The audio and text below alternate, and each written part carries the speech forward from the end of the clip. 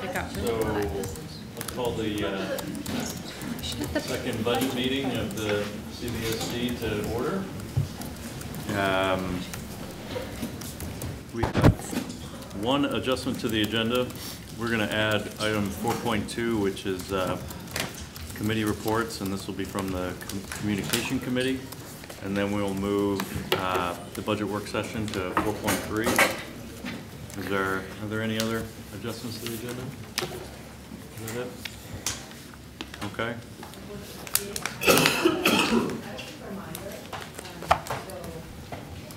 About two-factor authentication. So that's not an appropriate thing to bring up right now. Okay. But as we said, we're going to talk about that once we resume normal meetings. So. Okay. Yep. So we'll move on to 3.0, audience and communications. Is there anyone in the audience here to speak on anything that's not on the agenda? Okay. All right, so we'll go to 4.1, which is a debrief from the Education Summit. I'll turn that over to Lynn and Megan, and you didn't attend, right? I did attend. You did, okay. I did. All I'll right. start, and then Lynn, you want to fill in? Well, Sure. just I'm a missing my debrief. partner in crime, though. Yeah, did anybody know Russ was not coming? He said Maybe last he's night in he was traffic. going to be here. No. So anyway, Education Summit, the governor called an Education Summit, and they were anticipating maybe 100 people, and so many people had expressed interest in attending. They expanded it to 300. A few of us attended yesterday. About 350 people showed up with different stakeholder groups, legislators, teachers, superintendents, central office staff, principals, Agency of Human Services Secretary, and the Agency of Education Secretary. They opened the meeting after the governor had a few words to talk. And initially, it was presented as looking cradle to lifelong learning pathways for education. And, you know, as we know, there's probably going to be a squeeze at the K-12 level, just looking at the dollars that are spent throughout the state on various functions, and the governor's office is looking at budget spending through a function analysis versus separate divisions between early childhood care, for example, and K-12. So that was the morning session. Afternoon session focused a lot on Act 46 consolidation examples and examples from different communities about what they're doing with their mergers. It was, you know, from my perspective, it was really helpful to be in a group with that number of people from that number of different stakeholder groups. Good discussion.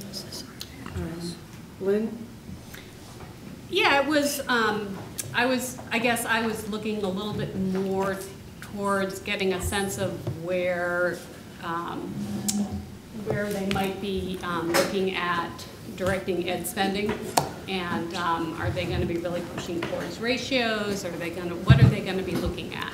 And there really wasn't, there really weren't solutions to kind of give input on. It was more, I thought it really was a push for Act 46. If you haven't consolidated, you really need to look at how, not look at how successful it is, because there were definitely challenges that those that had consolidated talked about, but I felt like it was a big push. Like if we could get everybody consolidated, you're going to find at least some savings there.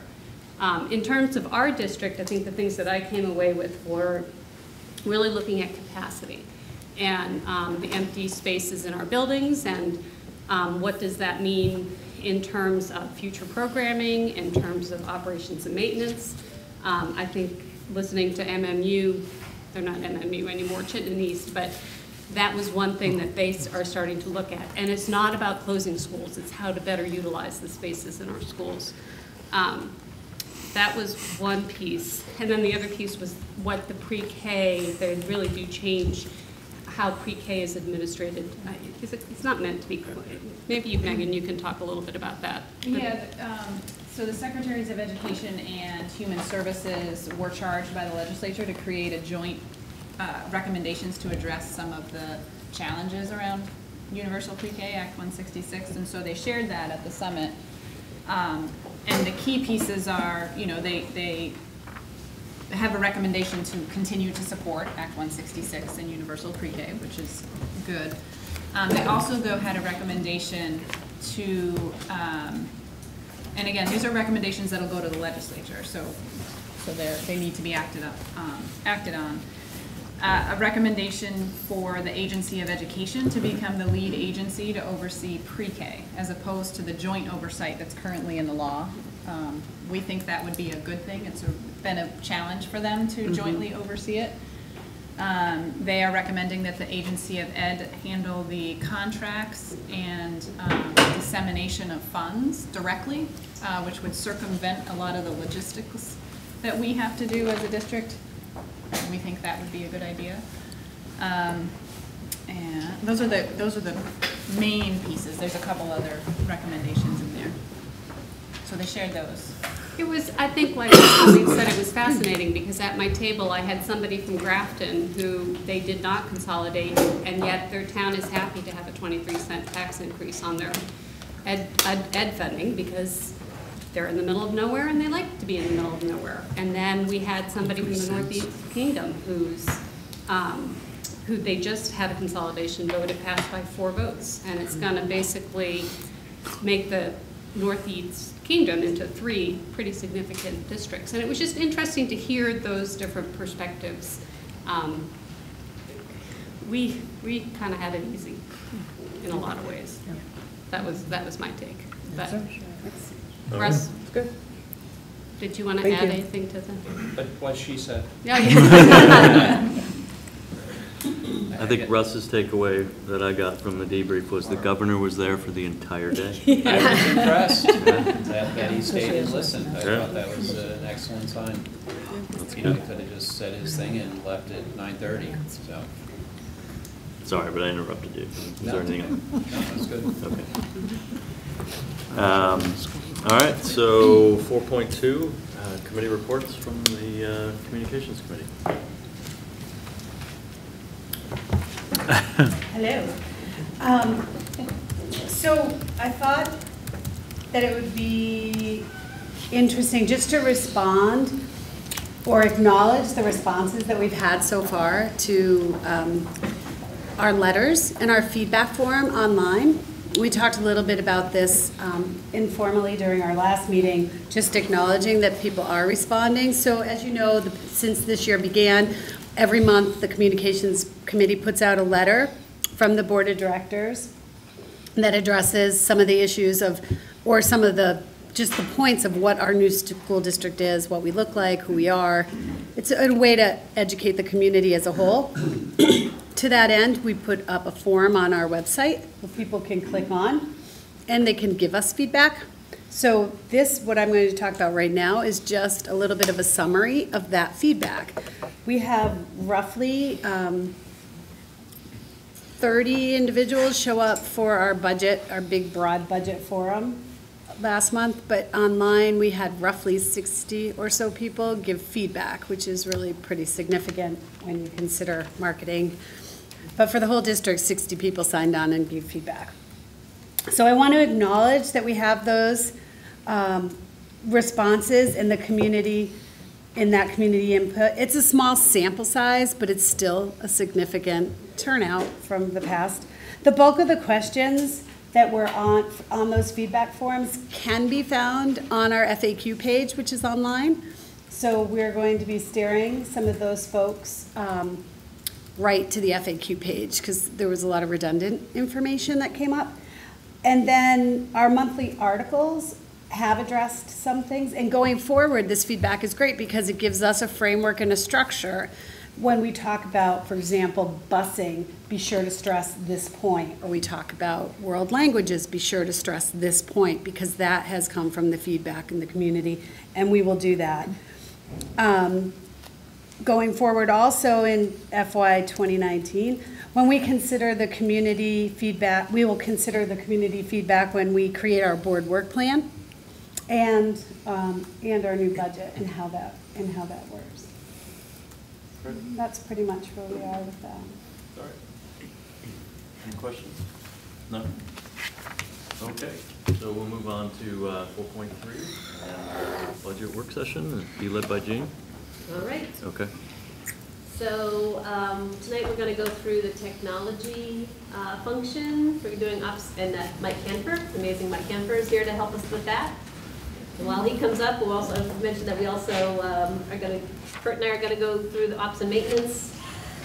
Prue is our new property services manager, and all around awesome guy at CBU. Then we're going to touch on central office because we kind of missed that originally, and then I have a summary to go through as a wrap-up. So a lot of material, it's all in that, well, the first 3 presentations are in that packet. This is the time to ask questions, just budget buddies too, right? This is the time just interrupt and catch. It works. And yes, and Mark told us that you're not allowed to stand in front of the camera and the screen. So just as we're starting all of these, as a reminder, at the school board retreat, the role on each of these functional level board areas. So what we talked about with technology is we talked about doing every 3 years, doing a deep dive on our technology strategy for hardware and software and education, everything we're going to do. And then at the budget, so what Mike's going to take you through is the budget implications of executing that strategy. The board did ask to see it more often than every 3 years, so in the spring we're going to come down and touch again on the whole strategy that we have in place for IT. So today you're just going to see the implementation of the strategy that's already in place. Okay? Just to start, to give you a sense of sort of how the budget breaks down. We sort of have these categories: staffing, hardware, communications, software, and the focus is security. We'll talk a little bit more about security in a couple of slides. Salaries are the big component of the technology budget, followed by hardware, software. Communications includes telephones and our internet connection, the infrastructure that ties all the schools together. And then we have repairs and services. So that's sort of how the budget shapes up. Our department, this is how we've been organized since we became central school district employees probably 5, 6, 7 years ago now. So I kind of oversee all the technology, manage the work of the technicians and network administrators in the schools. I sort of take responsibility for what I'll call the the planning, kind of the 3-year looking forward vision, where we need to go to keep up with where education seems to be going with the use of technology in the schools. I'll skip to the network administrators. We have 2 network administrators. They manage, I'll say, infrastructure and sort of account management across all the schools. The network administrators, they're responsible for all the schools.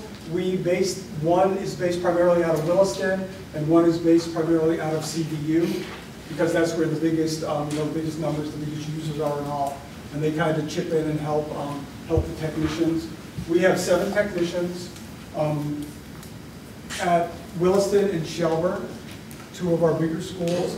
We have 2 technicians in each school based there primarily.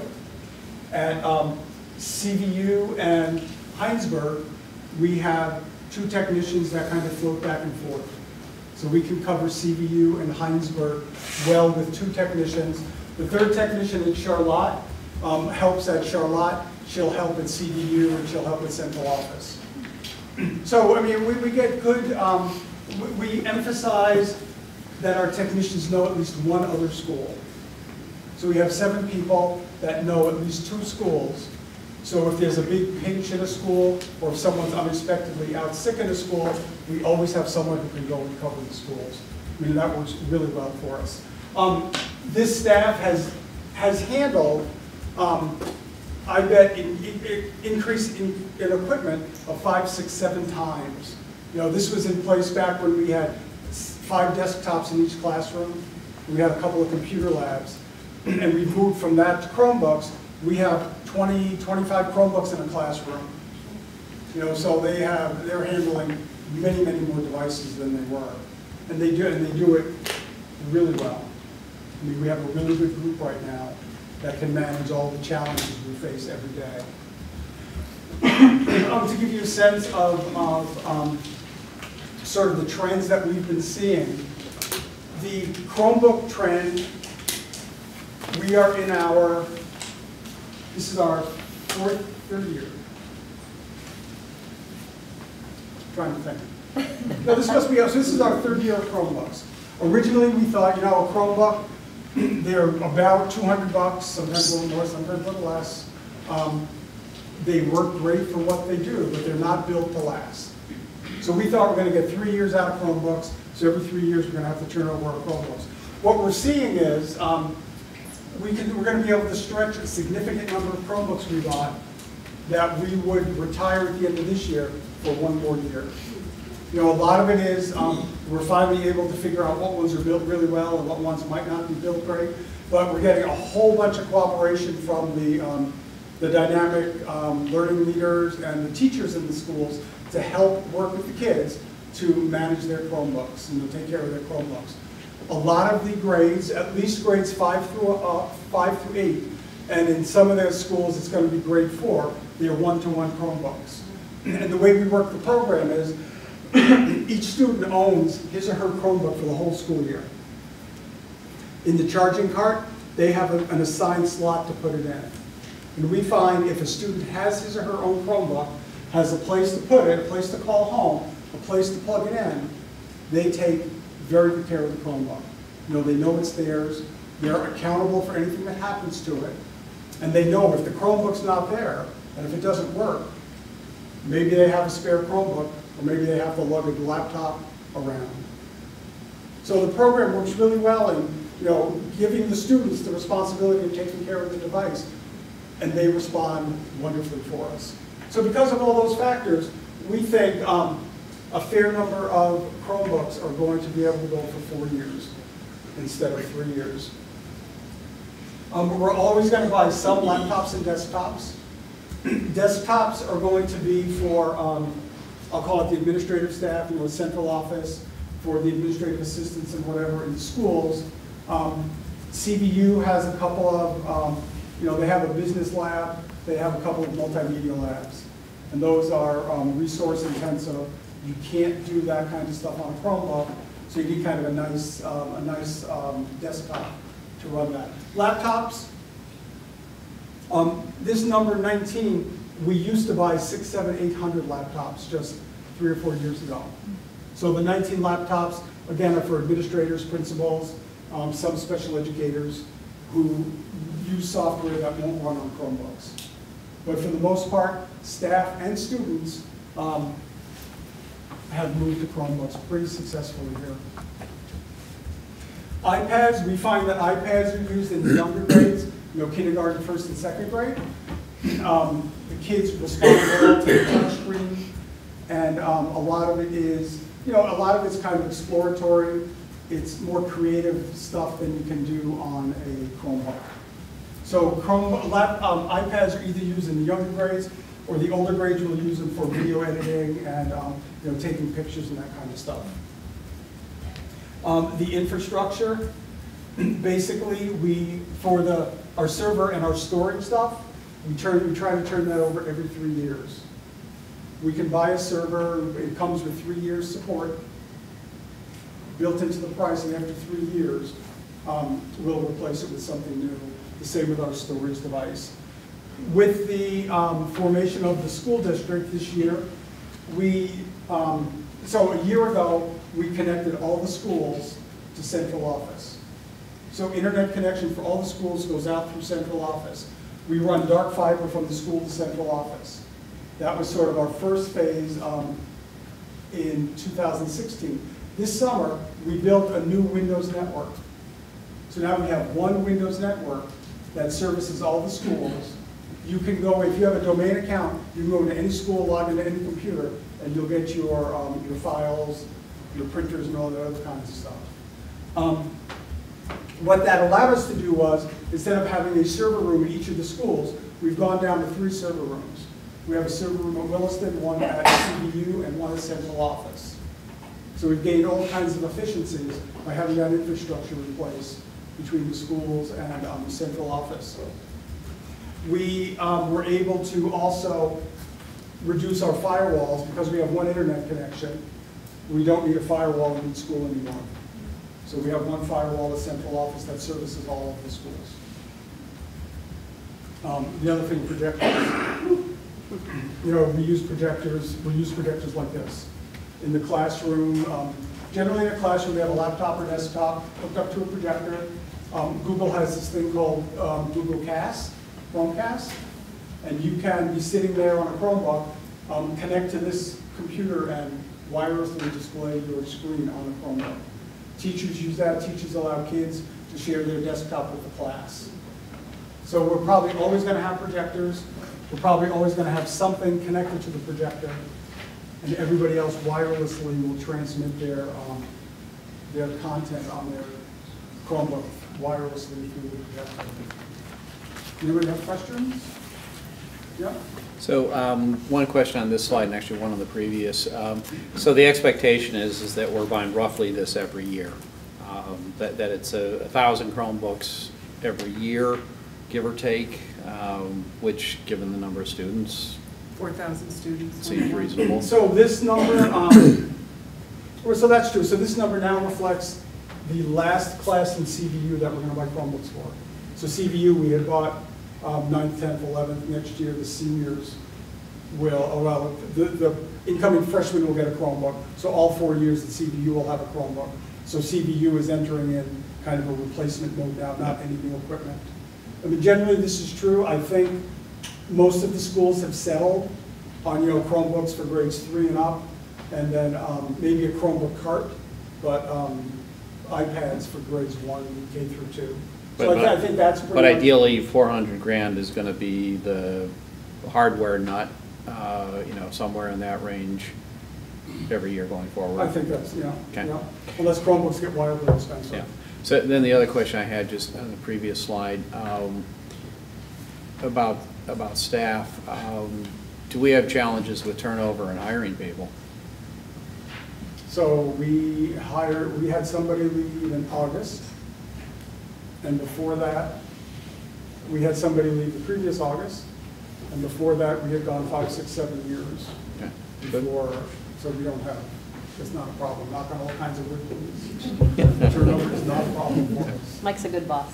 So the other thing about this, you mentioned you used to have computer labs, a bunch of desktops.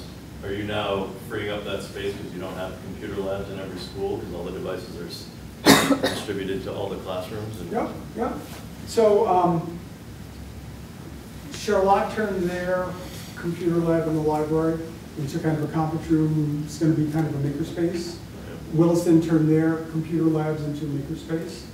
Shelburne, in their, you know, kind of their renovation, they closed their computer lab, and instead of replacing it with a computer lab, they put a makerspace in. CVU will probably always have computer labs. Part of it is their business program uses Microsoft Office. So they need to make sure their kids know Office when they're graduating. And then they'll have their multimedia labs and all. Yeah. Other questions?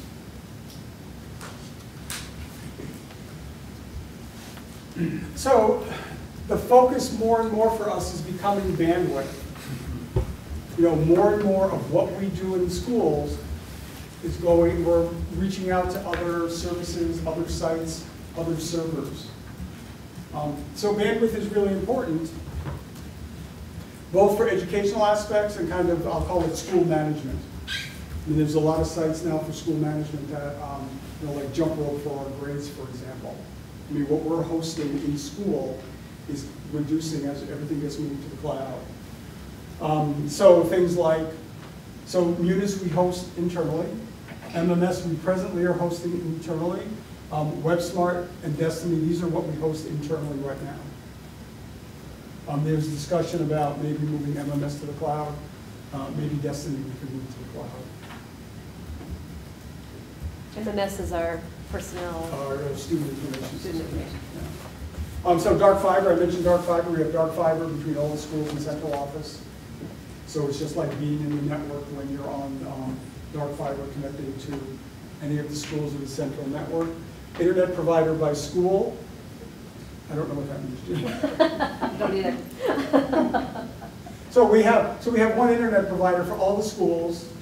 CVU has a separate internet connection for the student public Wi-Fi. You know, we need to keep those students off of our, I call it secure network, otherwise it just bogs down the bandwidth. Otherwise, everybody else goes out through the same private central office. We put together documented who gets cell phones, because there's, you know, we do pay for cell phones for people who need to be available 24/7, and it was a little, it was getting a little too broad. So this one thing we did this fall was develop not a policy, but a procedure around who gets those and who doesn't. So clean that up a little bit. And then this year with the projects at Shelburne and Williston, we began introducing voice over IP phones. The phone systems at CVU, Shelburne, and Williston both support analog phones, digital phones, and voice over IP phones. So we don't have to buy new equipment, we don't have to do anything to their system. We can gradually move voice over IP, you know, as we have to buy a new phone or as there's a renovation project, and all the old phone wires get ripped out. That's kind of, so we're moving to voice over IP, but it doesn't have to be a big rush. We'll get there eventually.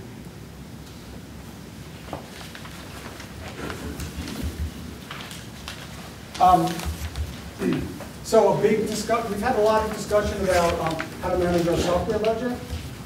And we sort of come down into two different categories.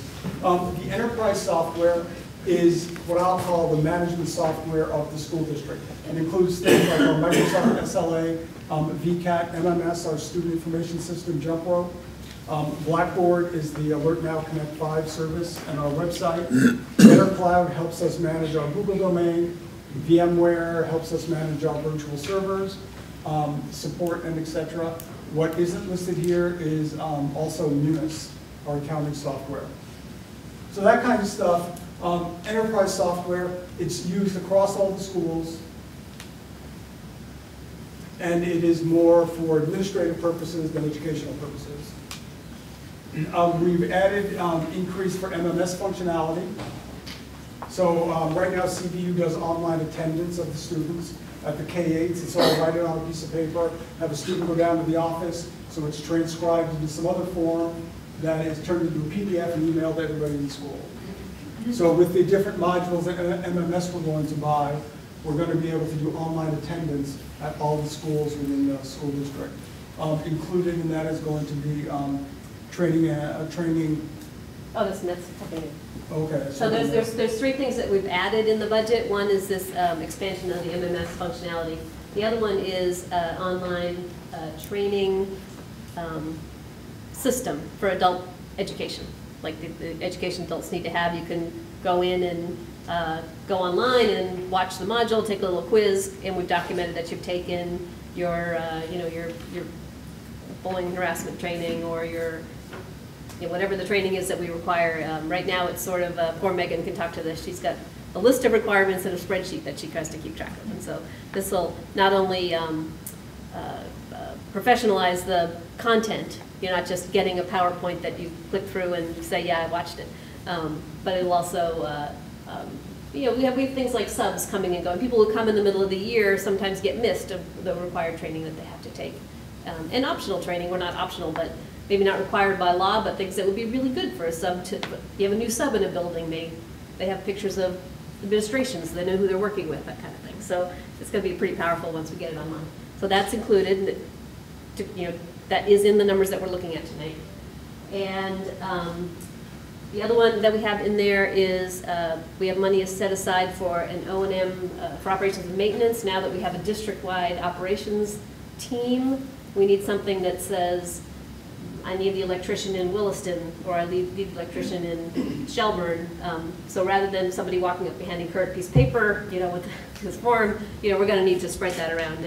And our plan in operations and maintenance is to have more of our technicians be across the whole system rather than building centric. And so that's something we have it in the budget. We haven't picked it yet, but that's in our plan.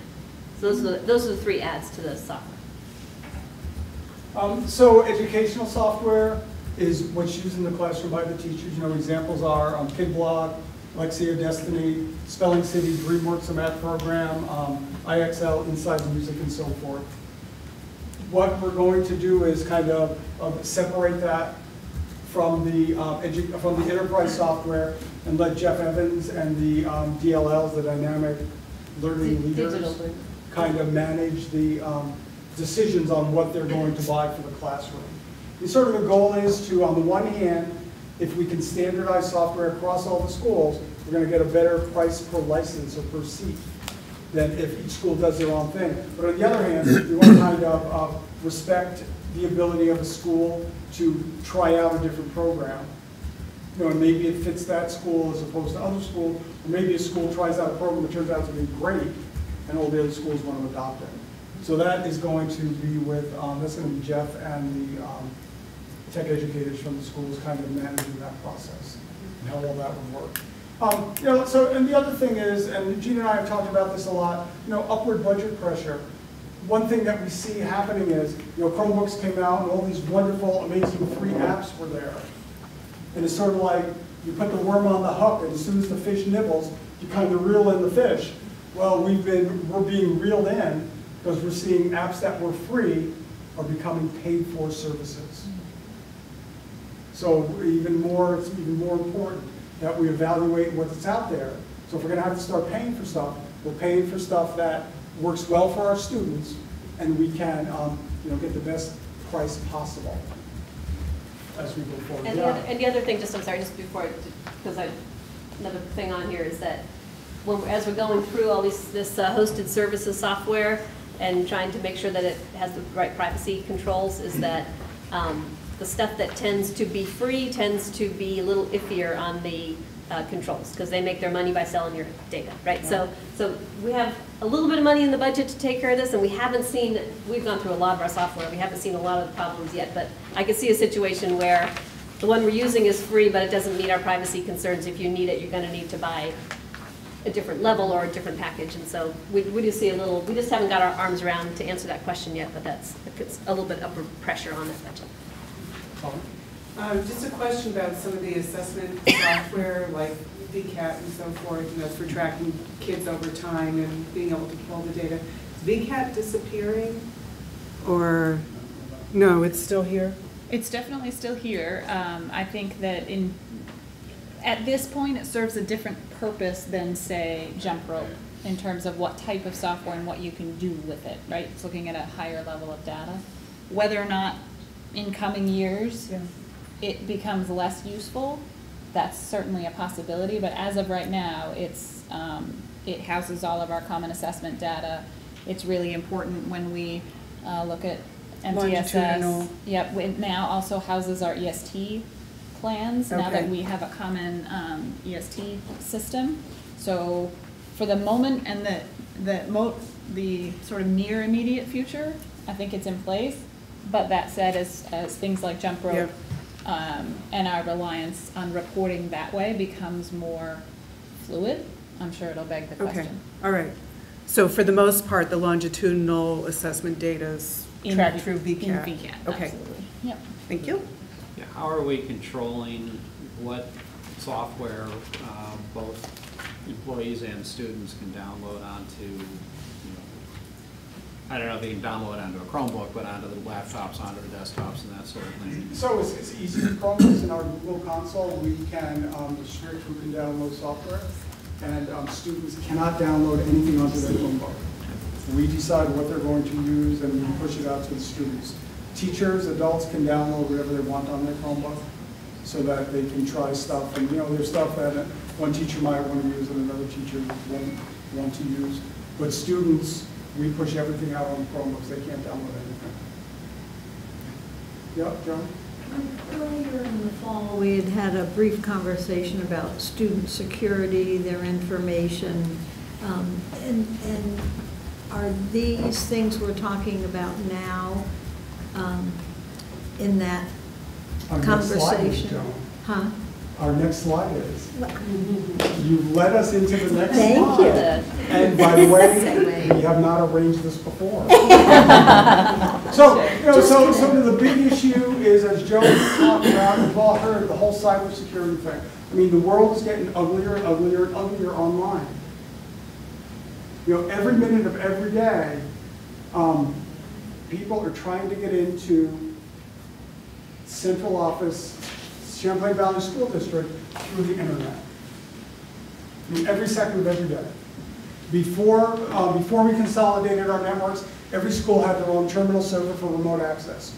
You could look at every terminal server anytime, day or night, and you can see literally hundreds and hundreds and hundreds a minute of people from the Far East, Europe, parts of the United States trying guessing username and passwords. So they have programs. So they can take the username admin and they can run through 1,000 passwords in like 3 minutes trying to get at. So it's a scary world out there. So we're trying to stay ahead of the curve. When we bought our new firewall this June and we consolidated all the schools onto one network, we decided we're not going to have any public-facing servers. So like our Munis system, which is web-based, is only accessible from within the Champlain Valley School District network. We used to have terminal servers that you could access from outside. We don't offer any public access except through our VPN. A VPN is a virtual private network. The way a VPN works, when you make the connection, it's an encrypted tunnel from your computer to the VPN appliance. Around the encrypted tunnel, the real data goes through. Anybody who's looking at our traffic only sees a jumble of characters. They can't get into the tunnel to see the real information we're sending back and forth. Anybody who wants to do anything remotely has to go through our VPN. Our VPN supports two-factor authentication. So anybody who uses our VPN has to use two-factor authentication. Two-factor authentication, and we'll talk about that for email in a minute. Two-factor authentication is you have a username and password, which is something you know. The other thing is something you have in your physical hand or a physical presence. It can be a cell phone where you get a text message. It can be a security key. You have to plug into the computer to authenticate so you can log in. Without what you know and what you have, you can't get into anything. So with two-factor authentication, if someone were to guess a username and password of a teacher, they could spend all day trying to get into our VPN. And if they don't have whatever they know, the phone for the code, you can't get into two-factor authentication. So we feel really good about how we are controlling access into the Champlain Valley School District from outside. And these are the things we protect. We protect, we have to protect our student records, we have to protect our accounting information, employee data, and all of the staff files on network storage. So all of that stuff is behind the wall that you need username and password and something in your hand to get in.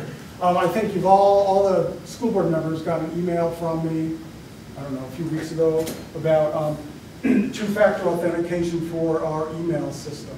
You know, it works the same way. You have your username and password. You can set up your phone to get a text message. Google now offers a push, so you can download the Google app and you just press the screen of your phone and it'll authenticate you. Or you can use the security key to access your email. So what we're doing with two-factor authentication, our initial the initial focus was people who have access to kind of this kind of critical information. So the people we're getting on two-factor authentication now is the school board, it's all the principals, and everyone at central office. So we've been working with them, moving forward, getting them on two-factor authentication. After the holiday break, when we come back in January, we're going to focus on teachers and all the rest of the adults. So our goal is by January 31st, we'll have all adults on Gmail with two-factor authentication. So Jean mentioned the reviewing software for privacy issues and all. So that's that's something that's going to take a while to do. You know, like Jean said, you can look at a privacy policy for pick a student program. It looks like it's wonderful, but who really knows? You know, if you read it really carefully, it says we don't do anything. There's one that says If a teacher creates an account, the teacher owns the data, nothing, they don't do anything with the teacher data, they don't sell it, they don't do anything with it. It does not say a word about parents who go in and create an account because the teacher invited them to create an account. So we could assume that, well, that parent information is fair game for marketing. It's just that kind of stuff. The privacy policies are tough. We've looked at the Student Data Privacy Consortium. That was started by Cambridge Public Schools in Massachusetts. Their system is they don't even pay attention. They don't care about the privacy policy of any hosted service. They write their own privacy expectations, give it to the company and say, okay, we'll use your product, here's what you have to agree to. And if they don't agree to it, if they don't sign the contract, Cambridge Public Schools says, then we're not going to use your service.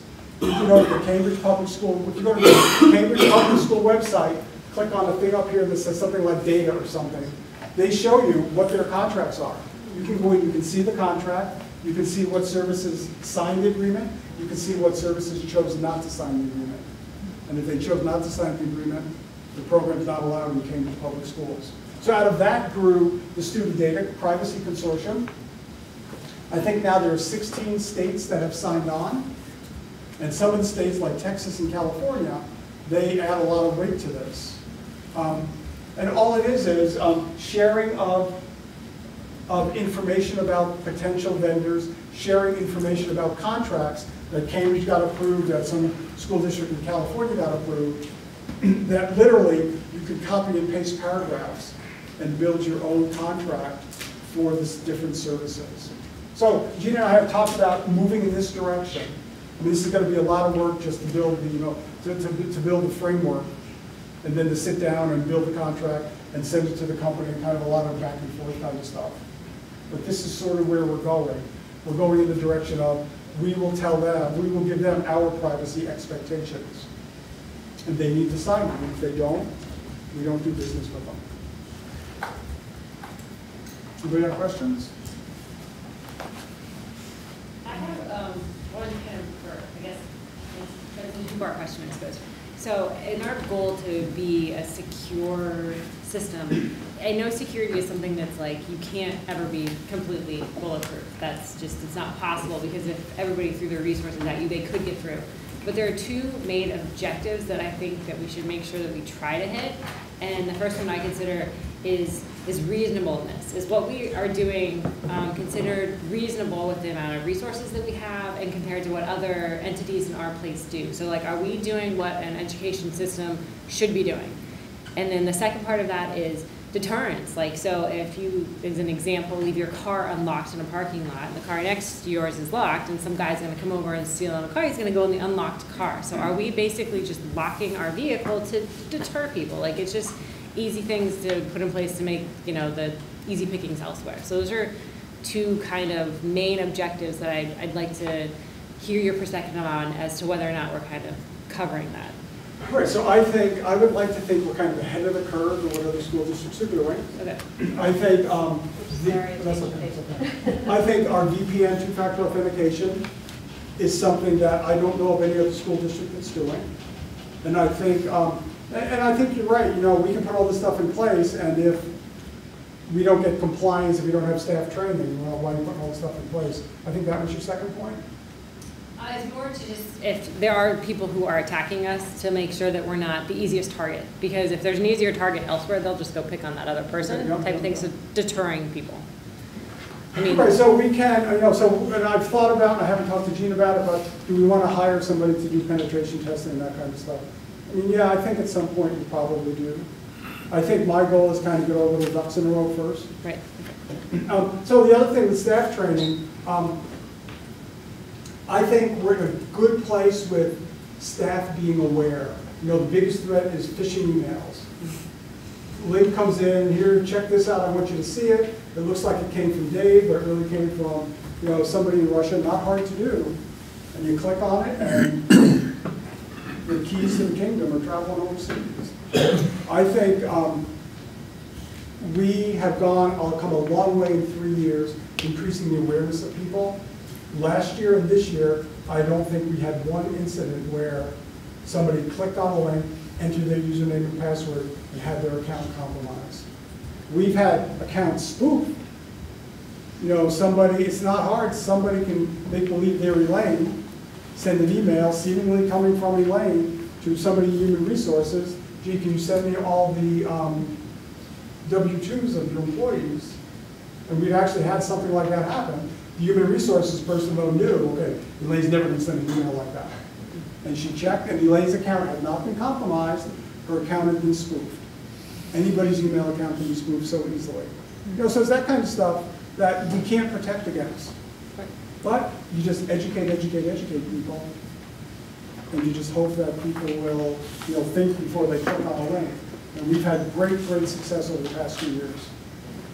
So we had an executive meeting last week, and we talked about security in that meeting, and we're going to have an executive session to discuss this topic a little bit deeper early next year. Okay. We're just not going to discuss it in open session. Good to know. Thanks. Yep. Any other questions? Yeah. And how are you handling, and if any, there are any issues from crumb to crumb, like students to students, maybe like cyber bullying, if any? Or Yeah, how are you handling, how are you on top of that? Yep, so that's a great question. All the schools do, you know, they start the year off with digital citizenship. Generally, kids are not given a device until they've gone through a digital citizenship program.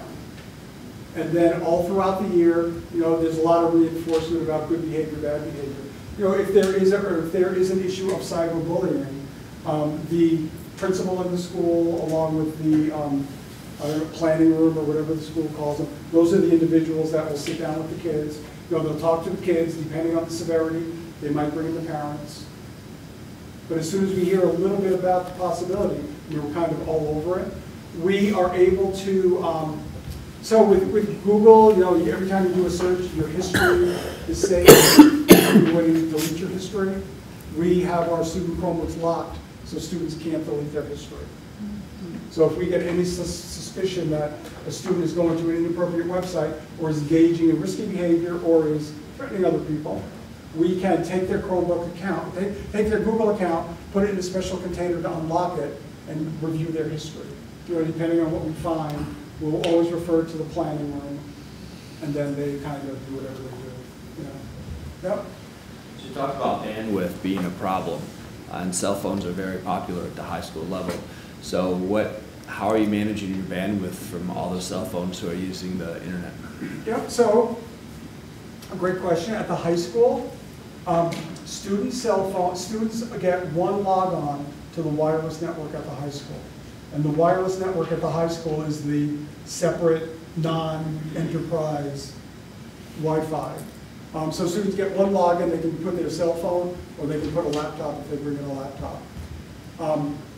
We block like streaming video, streaming audio, all those kinds of common sites. We try to block any kind of VPN site we can, because with a VPN, students get around all of our content filtering.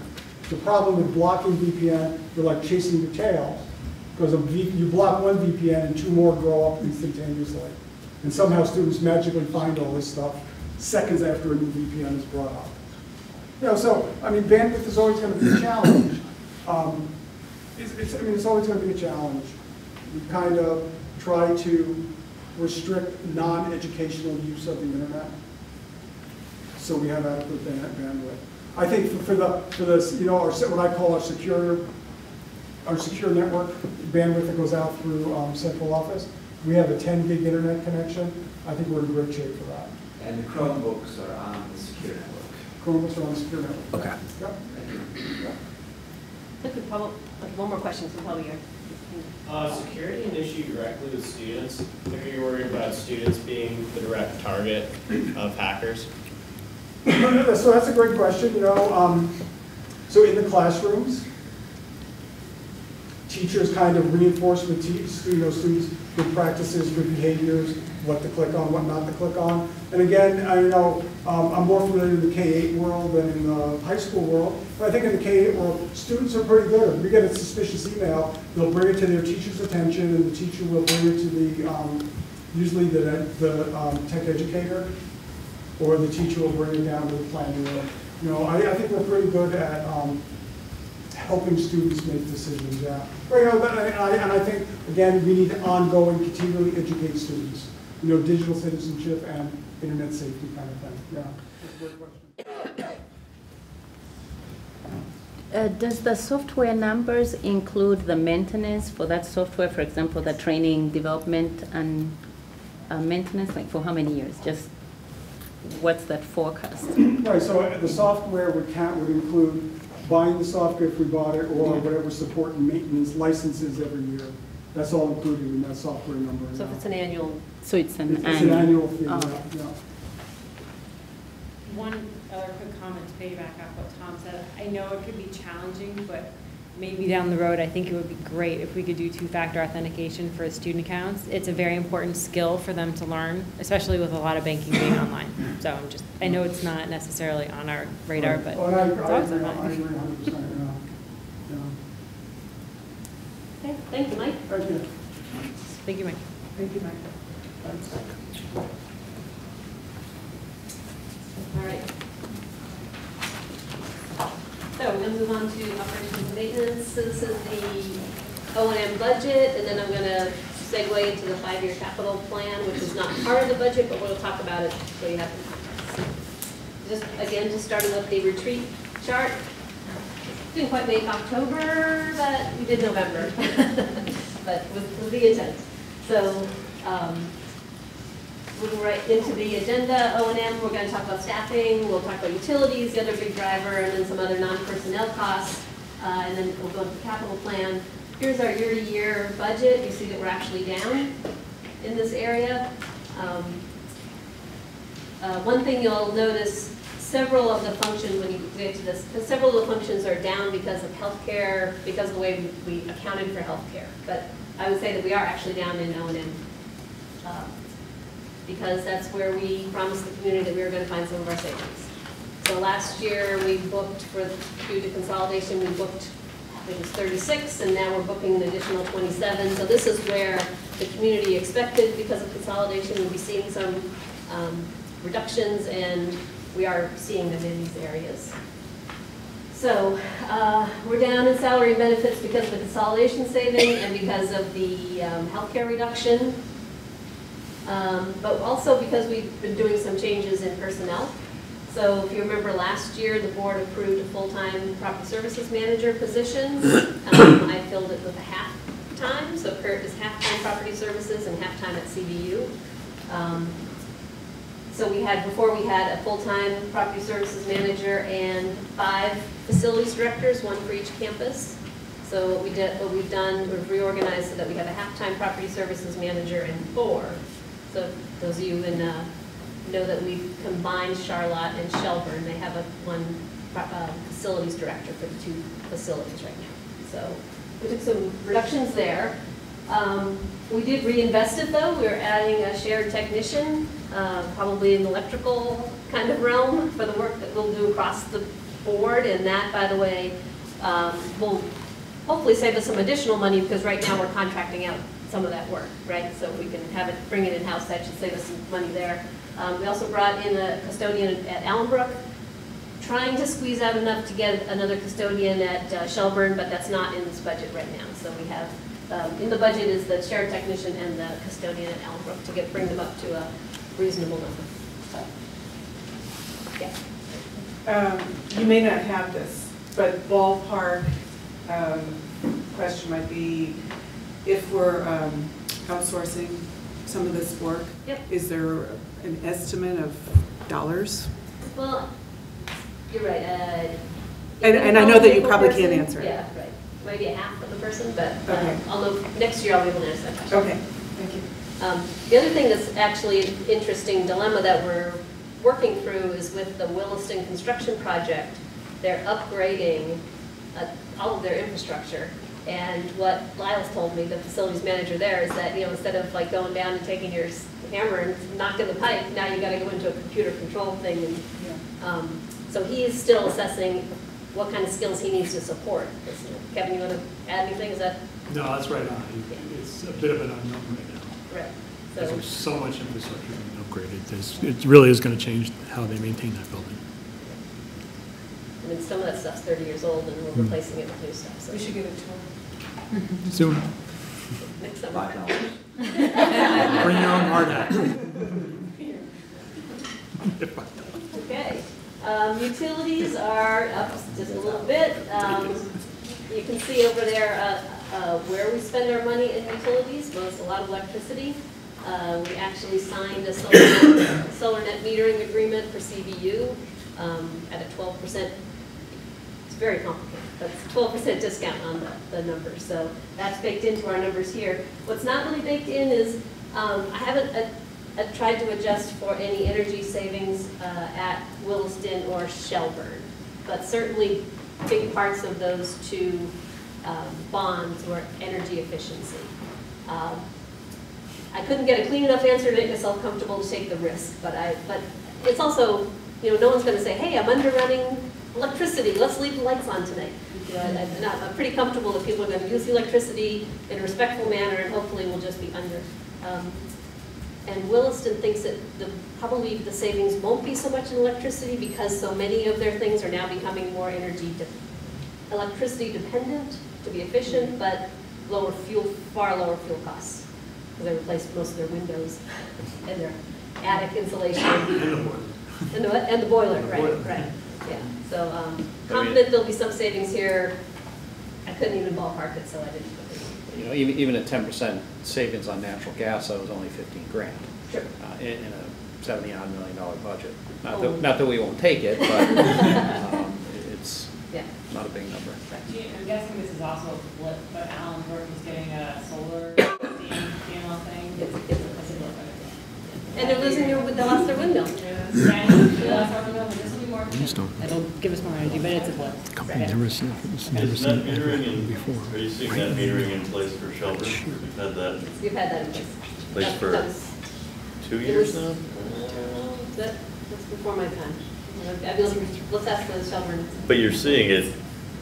You're seeing that. I mean, we signed the agreements and then it sort of like disappears, and you just want to hear some reassurance that. Yeah, because it just gets into the. That's a good point. I can double check. I can tell you that if you remember when we did the budget assumptions way back in September, it's based on actuals from last year. Okay. So if it was in place last year, we've captured it, but if it wasn't in place for the whole year, we might have some movement too. Okay. For those of us ignorant of it, can you, of this topic, can you just give us a sentence about the solar net metering agreement? Sure. What it is instead of putting the solar panels on your property and being required to maintain them, if you're doing that, you would be, let's say, 500. I always get the megahertz, a lot of power. I don't know why I cannot keep that in my head. This amount of power, you would generate it on site, and you wouldn't have to pay free amount of power at all. But that's not how it works. It goes to the grid, and then you get a credit back. Yeah. So in this case, we're signing an agreement with Bull Rock, whose business is building and maintaining solar farms, and then so they're delivering it to the grid. It's our energy. I sell it back to them, or I pay them an 88% fee for their infrastructure. So and I keep 12%. That's how it's supposed to work. Thank you. And no, it's like. It took a long time to figure it out. I'm still not entirely sure. No, I'm getting it. It'll cost me 12% less. It's like buying cattle for meat. There you go. Right.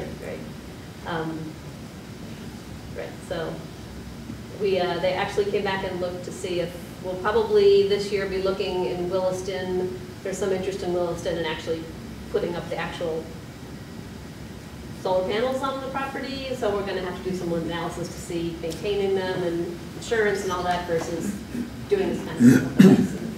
Interesting. Pretty much other non-personnel spending, it's essentially flat. You know, supplies we held flat, repairs and maintenance are as a big amount of money is flat. Technical services, there's some small things here and there. Just to touch on this, so last year the board approved $90,000 for projects at Heinsberg and Charlotte. It's a $90,000 transfer to the construction fund. I think this would fall into In prior years, it would be like a one-time thing. I have continued that, because when I've looked at the numbers, the amount of work that we have ahead of us to keep the buildings up to speed, we're going to need that on an ongoing basis. So that's when I'm going to try to point out what things we've added. It's a new budget process for us all, but that is in here, is that 90,000 continues in the budget. I talked about repairs and maintenance. So this is an equity thing. What we're doing is, this is money that's it's not for a $100,000 roof project, but there is significant money in each of the buildings for ongoing repairs and maintenance. It's completely, I don't say inequitable. It's just it's developed based on the school board and the administration chose to do their budgets and their maintenance. Some schools have a lot of maintenance so that they didn't get into trouble with having their building falling apart. Other ones didn't feel they could do that, and over time cut that number down lower.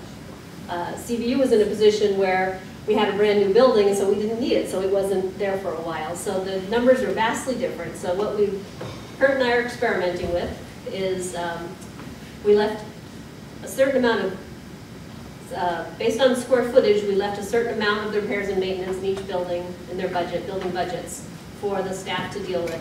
And then we took about $250,000, and Kurt has it.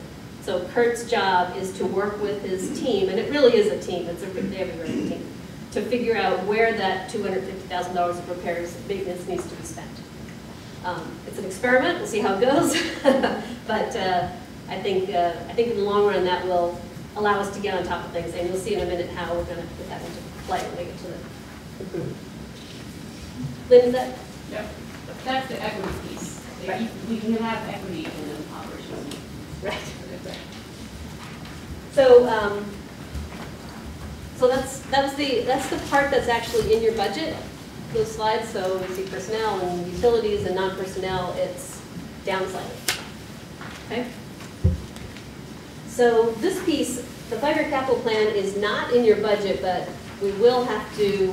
We are going to ask for. We're going to have to do a warning. So when we get to the warning part in January, we're going to have to put something together for the community to vote on. So what we've done is the facilities manager, the property services manager, they put together a whole plan by building for, I'd say it's a pretty good 5-year plan. It's a little rockier when you get out to 10, but 5-year plan, the work that needs to be done by building. What the resources we have, so that's the, use Elaine's words, that's the closed system. That's the universe of stuff that has to be done at some point. So really when you could argue maybe value, and that's the work that we're in the process of doing, is it really at $80,000 fix, or could it be done for 70, or is it really going to be 90? That kind of work has to be done, but the fact that you have to repair the sidewalks is something that has to be done. So we have this universe by building of projects that have to be done at some point. So then we say, well, what resources do we have to apply to that? Right now, our construction fund balance is at $1.2 million, including $800,000 from the Shelburne project. To use that money from the Shelburne project, we have to go ask the community for permission to use that money, because the bond was very specific about what it was being used for, and we can't go outside of that without asking for it. So that's going to be a warning. We're going to have to go and ask the community to produce it. Is that voted just within Shelburne? Nope. So that's district-wide? Right. Good, thanks. And I'm going to show you in a minute what we have to use it for. So we have the construction fund, we have current and future O&M budgets, that's that $250,000 we were talking about. And then what we did was we took everything that couldn't be met with those two sets of buckets of money and swept them all into a bond for March of 2020. That gives us 2 years to really get under the numbers, make sure that they're all right, and bring something forward to the community. And remember, the bond will be, again, across the whole district, so it's pretty comprehensive. So I'll show you that. So what we've done is, you can see here by school, because this, you can't read as general fund, construction fund, and voted article. And behind each of these pages is the list by project, by year, by school. And spread it all out and said, well, how we, if you add up all these things, is it underneath the $250,000 I have in the general fund? Does it meet the construction fund numbers? Do we need, how big is the voted article? So we've done this kind of big analysis on the work that needs to be done. One thing I'm going to point out is, because you won't see it on the next page, is right now I told you the construction fund was 1.2 million. This is 1.4.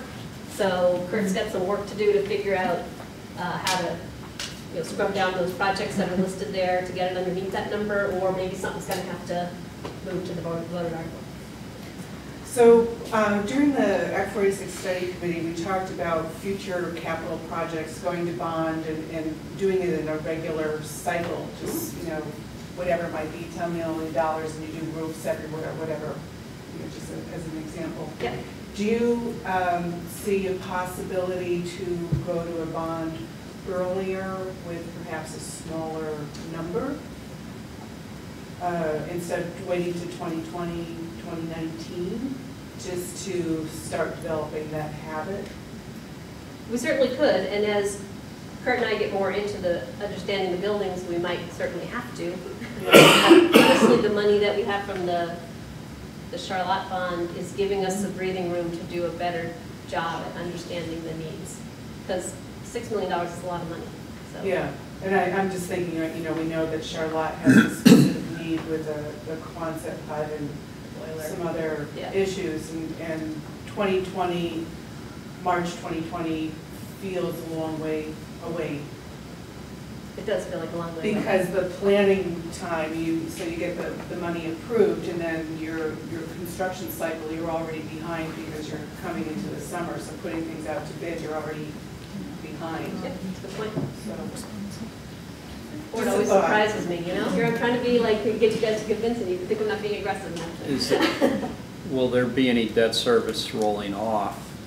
There will, we checked, at least for the next 5 years, it's pretty level. Okay, so this, whatever the debt service is going to be on $6 million is going to be incremental to our debt service in our budget. Right, at this point. I think, Colleen, to your point, when you start to look at all the projects and what potentially could be included in the 2020 bond, as a member of the facilities committee, I look at the amount of work and planning that's going to have to go into, well, what do we do with the 39 building? Is it worth it to fix it, or is it worth it? There's so many little pieces to it. I don't know that we could, unless we had to.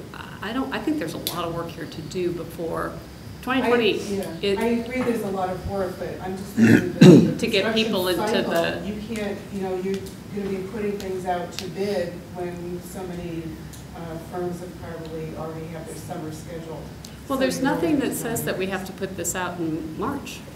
We could put it out in November too, right? Well, then it would be 2019, which would be really fast. So just a thought, so because we did talk about trying to do it on a more regular basis and not these huge dollar amounts that can be a shock to the community, but start thinking about bonds that are a smaller amount, knowing that we have a track record of how many years that we can look at. We know over time what's going to be spent. But also to Jean's, I agree with what you're saying, but I think to Jean's point, let's standardize what we have right now, get an understanding of what we need to do, and let's not overcommit to start too early.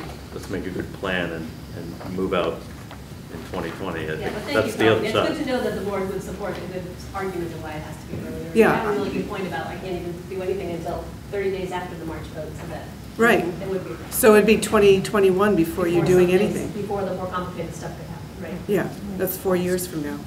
So this is the list of 2018 projects that we have currently in here. I don't want the board to take this as gospel. Like I said, it's also $200,000 more than I have to play with right now. What you see here is the school, the project. What we try to put in here is some type, like you can see the key down here, why we feel it needs to be done. We're really trying to get away from everything having to be an emergency. So we do want to try to, you should be holding me accountable for more of this being preventative maintenance and less emergencies. The ones that are in gray add up to the $800,000 that we would have to go to vote for. So you can see we tried to give every community a reason to vote yes. And then this would be the money the other money that's in the construction fund today, and so that's the list that we're looking at. So I'll be bringing a proposal for not really a bond, because it's money we already have, but, you know, a warning for that in January. Did you get an answer to? Yes. The question was, what happens if the community is just in a very negative mood in March with the tax and everything else that's going on, and they just vote no on everything, and they vote no on our use of the $800,000? What does that mean? first of all, it means we did a really bad job selling it. But yes, so under Vermont law, unexpended bond proceeds can be used, 1, to enhance the project that's already being done, 2, expended on another capital project with voter approval, or 3, designated by the board as a sinking fund to pay debt service on the bond. So you pay the debt service for the interest, or just a conversation? It says debt service. Okay, so either. Debt services. That'd be principal, I think. Okay. Yeah. So then I have, so there are 2 items on there for children that add up to $700,000. Could we not use the money for those? Well, that would be a picking and scab here. Okay. It's a little bit of a gray area whether or not those projects, which are seriously at the top of the list, they need to be done in Shelburne, but whether or not a lawyer would say that they were covered under the bond. So it would be something that we could, but so we could probably, if we were really worried about it, then we could probably try to figure out how to make ourselves comfortable with not going back to the community. But I kind of, to Colleen's point a little bit, I kind of like the idea of starting right away to have the whole community vote on this. Yeah, and just, you know, a little history of where I'm coming from. In Heinsberg, in the 1990s, early 90s, this building was, quite frankly, a mess. And we finally, after many years of working with the community, were able to pass a bond for a renovation project, serious renovation, which is the 1998 section of the building that you're seeing. And our community did not want to go back to that place where the building was in poor repair. And so we continuously went to our community with a separate article. It might have been $150,000, sometimes it was $700,000, but we continuously went back to the community with separate articles for very focused projects. And we did use, so when we had leftover capital funds, and Andrea, it's not in your head in the background, our select board member who's been around as long as me and the board, you know, that our community wanted to support continuous medium-sized investments and not get behind on maintenance. And I think it showed when we were consolidating our assets was that this building was in pretty good shape. So that's where I'm coming from philosophically, is the long history of working with the community to support medium-sized projects to keep the building in good order.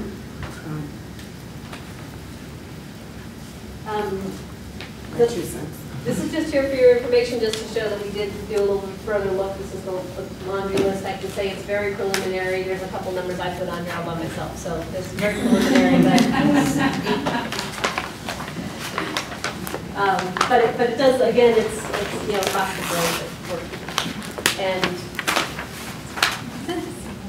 it said our facilities committee meeting, it says probably too high, and then I got scolded by Eric because it said maybe it's not too high, maybe it should be more. So I don't know. I'm not going to opinionate. I just have to say, Jean, it's nice to see all these in one place too. So thank you for doing that. Because whether or not you put the numbers in, like this is a real first look at like what a bond offering will look like with sort of a larger 3 to 5 year plan in mind. Yeah. That's not something we've been able to do. Yeah. Thanks to Kurt for rounding up the team and putting some thought into it. So, do you want to have anything you want to add, Kurt? This is my last piece of this.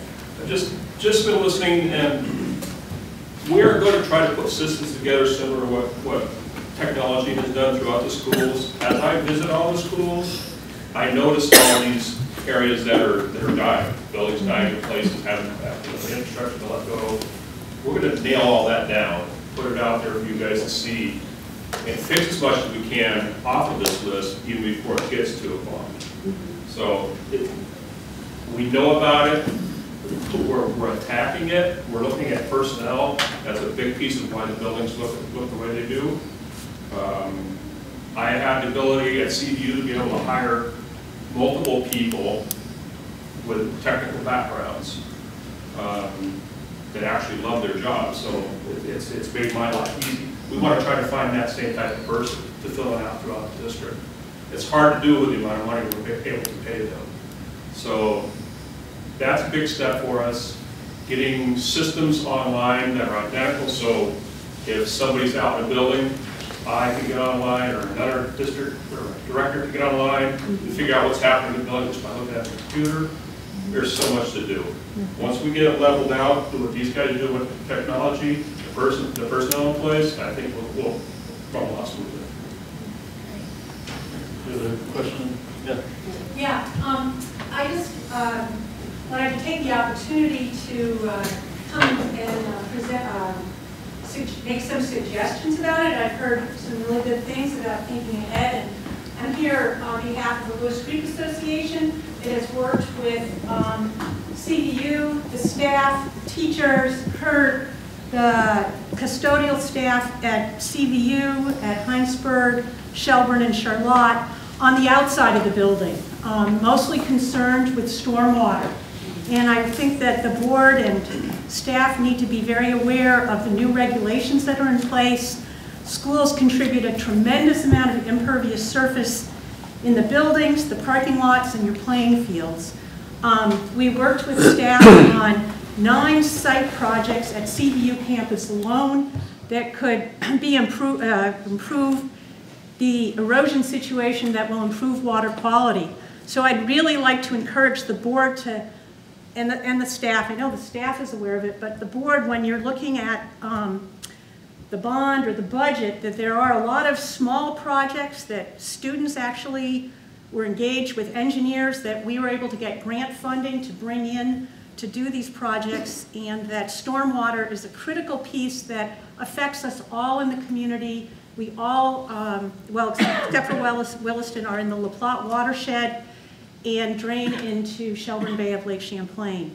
And it's a great opportunity for us, for you as elected officials, to be thinking comprehensively about this infrastructure that contributes to the pollution of Lake Champlain, and what you can do as leaders to help us address that in preparing the budget for the outside of the buildings, all that paving. So I hope that you'll consider that. There's grants available that you know, nonprofit groups like Lewis Creek Association can help. There's always a match that's needed. We're hoping that that can get worked into the budget, and that could be, you know, the grants can really help for some of these stormwater projects. So just wanted to make you aware of that. We have a whole presentation on what the projects are at CVU, Charlotte.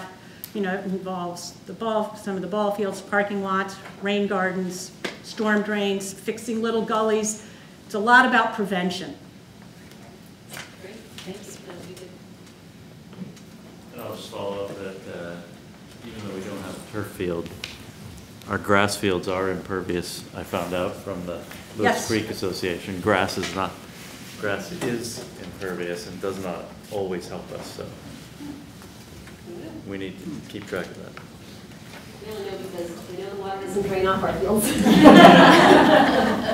right on top of them. Well, I see you're putting the drainage systems in, but that drainage then it just increases the volume of water. That's a really good point. Yeah, that's a very good point. And Andrea, you've been connected with Jean on this topic, right? We haven't directly, but we will. Okay. Yeah. So it's not the first time some of us have heard about it, but we just don't know how to go forward. But isn't there also real financial risk for Williston with respect to stormwater? And you're discussing that with who's paying for your stormwater remediation, or? I don't know who's paying for it, it's who takes over. the town initially agreed to take over our permits, but then once we consolidated, they're like, yeah, maybe not anymore, and they're not going to, but I don't think there's. It's not a It's like large. $6,000 a year. Yeah, it's not. Okay. It's more than the point of the matter. Exactly. Yeah. Yes, All right. as I've been reminded. Okay, thanks. All right, so operations and maintenance budget we did, and the basis of drafting up the warning. One of us I'm not bringing it up again, you got it, right. It took me 10 minutes to figure out how to do this. Jean, your favorite topic. I know. I'm surprised. I know, how can we miss this? It's only because, I love buses. Did you figure out how to cancel the hills? I figured out how to cancel the hill. I'm so prepped now for the next snowstorm. I woke up Monday morning and I don't know, I was half asleep. I opened the shade to the back door and there was like a couple inches of snow on the ground. I went, I did not wake up. Did someone call me to cancel school? And I didn't wake up. I was like, that was already there. The worst. I'm so psyched. I was like so psyched with my first cancel school phone call I haven't done yet. So we're going to have Jean Jensen's voice. Jean Jensen. Once I read the script, this is too early to read the script that says, this is Bob Mason from the... All right, so transportation. Transportation, I'm going to tell you, is a work in progress process. This is what we've done in transportation so far. We've adjusted salary and benefits the same way that we did any normal staff. Healthcare, we've done everything. That's all in this budget. We adjusted the diesel costs, which are up for the buses, based on the budget assumptions that we made earlier. For fleet maintenance, which is keeping all these buses on the road, and the Charlotte transportation costs, we held flat. So that's how the budget's put together. Those are basically three main pieces. We escalated the salary and benefits as we normally would, kept flat the non-personnel stuff except for the diesel. Our recommendation to the board is going to be that we bring Charlotte Transportation in-house next year. We briefly touched on having to make that discussion back in September, October, but we weren't ready to make that, but we are recommending that to the board at this point. The reason that it's going to become urgent pretty quickly is that I need to buy 2 buses. There's 5 routes, and Ken has worked out some issues, primarily that we probably will not retire a couple of buses. We will try to keep them, and so we're not going to buy 5 buses all at once for Charlotte. We're going to buy 2. It may be on top of our normal sort of 3 buses. And he's going to keep some other buses on the road. So that's as far as the planning as we've gotten. Otherwise, a bus is a bus, right? It needs gas, it needs a driver. So we're pretty confident that holding the Charlotte transportation costs flat, we'll be able to at least get to there. But we haven't done all that work yet because the board hasn't made that decision. Russ. So I'm confused. Are we looking to buy 5? You're talking about 2 buses for Charlotte, but then 3 buses is our normal cycle. So are we really looking at 5 buses in total? Yes. But theoretically, all 5 of them won't be riding through Charlotte next fall. Definitely not. Okay. Eric Beal also mentioned, there's going to be a bus transportation company. It's going to have 5 extra buses. Maybe they'll sell us 1 or 2, but we'll look into that. Tommy? Exactly the That's same question. question. Okay. 2 plus 3. Yeah. So that's transportation. We also have been trying to find a consultant to come and do a transportation study for us. I found lots and lots who are willing to sell me software, but I haven't found anybody yet who's willing to come and do the analysis for us, and I just don't. So we'll revisit that in January. Ken is actually, he knows the routes in Charlotte. He's comfortable that he can handle them. So we'll get to that, but it's a pretty half-baked budget, but committed to doing it for what's in the budget now. Okay. So Dave, what we'll probably have to do is, since that's going to, I suppose it would have to be an action of the board. We have probably big. Well, you and I have to figure out how we, if we want to talk about it in the January 9th one and then Right. move on to the 21st. So I would recommend having more numbers and a nice table for this, because let's remember, we always get 5 questions about the bus and 1 question about math. So much so that Russ Caffrey asked the town about whether or not they were buying fuel-efficient diesels for their police department, just to get back at them. So, just keep that in That's a mind. very interesting potential opportunity to look at electric buses. But they're very, very expensive, they're grant funded, but it would be awesome to see if we could do that. But there's also situations like I gotta make sure my staff can maintain them.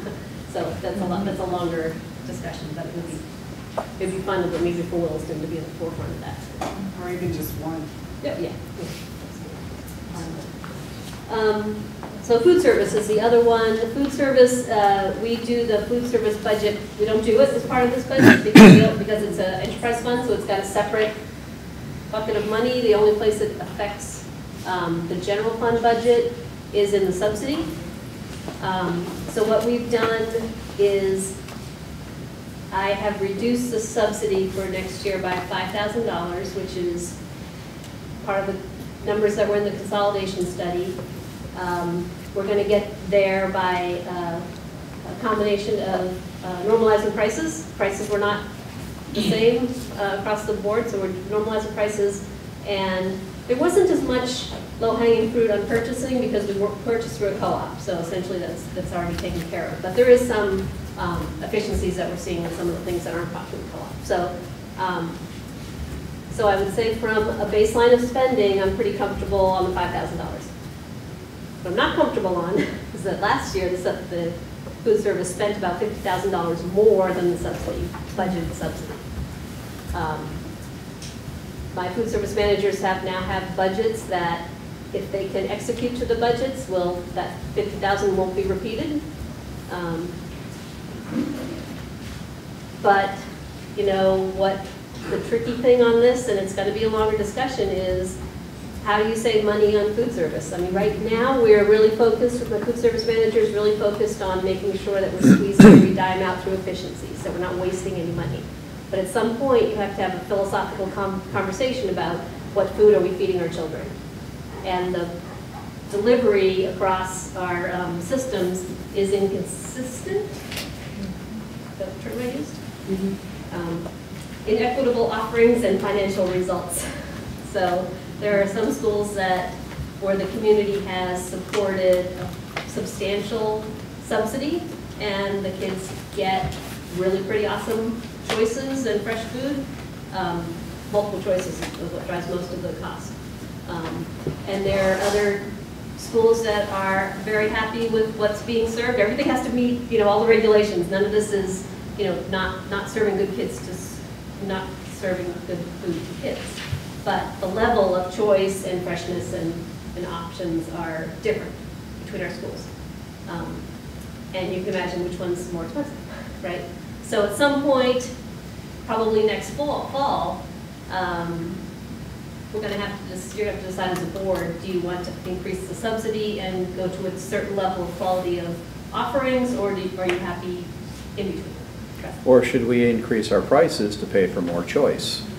I mean, you've said normalized, if that means charging the same amount of money in different buildings for a different quality of food, I'm not sure that's the right approach. You want good food, you pay for it. If you're okay with well, then it doesn't cost you as much money. Good point. Well, so it might help to have somebody from food services here, because in Williston we've actually talked about doing that. If you increase your prices too much, the demand drops. So then you have even more expensive meals. Well, you have more expensive meals. If you're fuel buying, you're getting the same amount of money coming in. So you have to find that sweet spot. Yep. So it's tricky. So I think that's why when the facilities committee talked about it this fall, we kind of asked Jean this year to kind of look at all the variables and look at all the different practices and prices, and then bring it back to give her a whole year, pull it all together, and then we can have a dedicated conversation about all of this next fall. Because that's $113,000 in subsidies. It's not an inconsequential number, and we just all need to be on board that that's what we want to do. What's the total spent on food? I mean, this is just a subsidy, which is, you know, some % of that total expenditure. What does that come to, do you know? Next time. We are at it down. And just a question too, and not a larger discussion, but as far as when you're putting together that information, I'd like to have some understanding too about what the state or the federal government grants are as far as our food services, because if those programs get cut, that might be a discussion we're going to have too. The cost of food for us, that's what you wanted to know? Yeah. Cost of food sold? Cost of food purchased. Purchased is, we budgeted for this year is $514,000. So that's the food and then labor on top of that. Staffing, and outside staffing is $1.33 million. So one thing I might, since we're kind of taking a year to sort things out, as we sort, I think it could be useful to do, I don't know what you would call this, but like try the different programs out at the different schools to see how the different schools would react to how the other schools are doing it. Does that make any sense?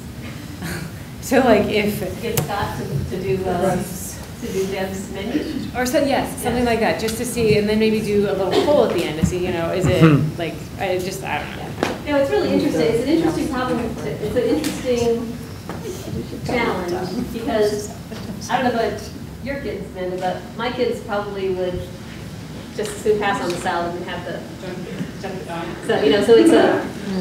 But we're here to educate kids, and one of the really important things is educating them about health, and that would be offering them good choices that they may not get other places. And so there's lots of good reasons for why you should spend your money on food, but. I'm not ready to say that we're as efficient as we possibly can be, and therefore I need $50,000. I want to make sure that I know what that number is. Yeah. No, this is just a comment. So we're talking about expenditure on food, Yep. but what's that utilization? Because I would like to make a comment, which I know my kids have mentioned that at school. So the time to eat is almost 15 minutes, and if you're lucky, if you get a seat. So if we are serving food and kids are not even eating it, so what are we doing about, and maybe this is for the board, you know, thinking of giving them that time to eat that food so that there is less wastage, and you know they have time, they even have a seat to sit, because you're lucky if you get a seat.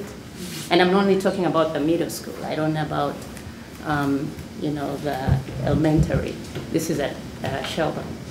So I don't know if you've had any comments around that, but that wastage, because I don't think, you know, we are spending this amount of money for food, but it's truly utilized. It's being eaten on a daily basis. Yeah. Yeah, and if I could just add, that connects to I think you brought this comment up before related to recess, and maybe that's something administrators can get back to us at some point related to schedules. Maybe it's a bigger discussion at some point, but you know, we've heard this a couple times. The free time the kids have for eating and recess and all of that. And as board members, we're not prepared to do anything about that. Williston Central School last year, I think it was last year, did a little study as to the length of lunch, because we did change it within the past couple of years, and it's a struggle because you have kids that you want to get them all fed, but then you don't want to have free time on their hands where they're sitting there and they can get into mischief. So they actually, at Williston Central School, they tried to find that sweet spot, and I think it was like 25 minutes is what we came out with. Maybe we need to do more studies like that across the board at all the schools, but that's what we did at Williston, and that 25 minutes, I think, was you got the people enough time to eat, and then there wasn't too much mischief going on yet, and then you could throw them outside for recess or move them to the next activity to get that energy out. Just the thought that we can do that everywhere. Can you guys just follow up a table of what's going on in the different schools? Okay. Thanks, Barbara. Okay. Now, this is not my topic of expertise. This is the superintendent was going to present this part of it, and I will do the best I can for her in her absence. Going to look at the FTEs, some comparative data, and comparative by staff and by per pupil.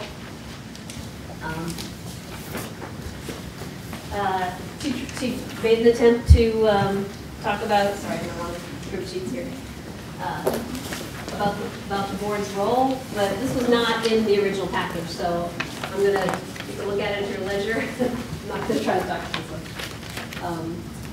So this is the FTEs at central office, and unfortunately what you're going to see, I got 3 slides, and I don't think the numbers, what you call central office is not consistent across the state, right, who we're trying to compare with. But these people, we know who they are, and we know year to year what they're doing. And what you see here is Elaine is asking to add a half-time position, and what we're seeing here is the drop of the property services manager from a full-time to a half.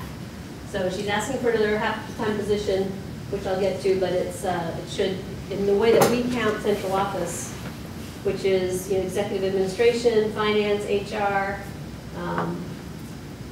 and then the receptionists and the secretaries that you see, assistants that you see at central office, Kurt and those are the ones that are in charge, data manager. So those are people that we count in the 19 and a half.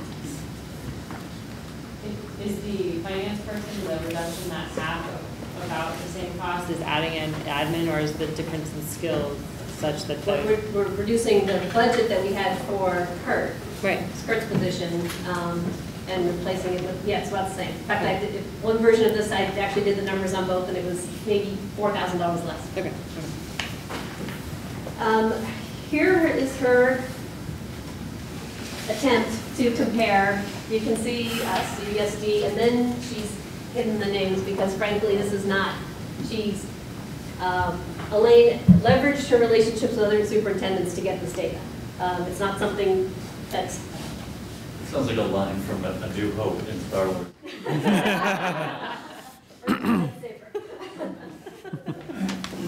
But with executive admin, finance, all others, you can see that her point, especially down here, the ratio for CBSD is still lower than across the board.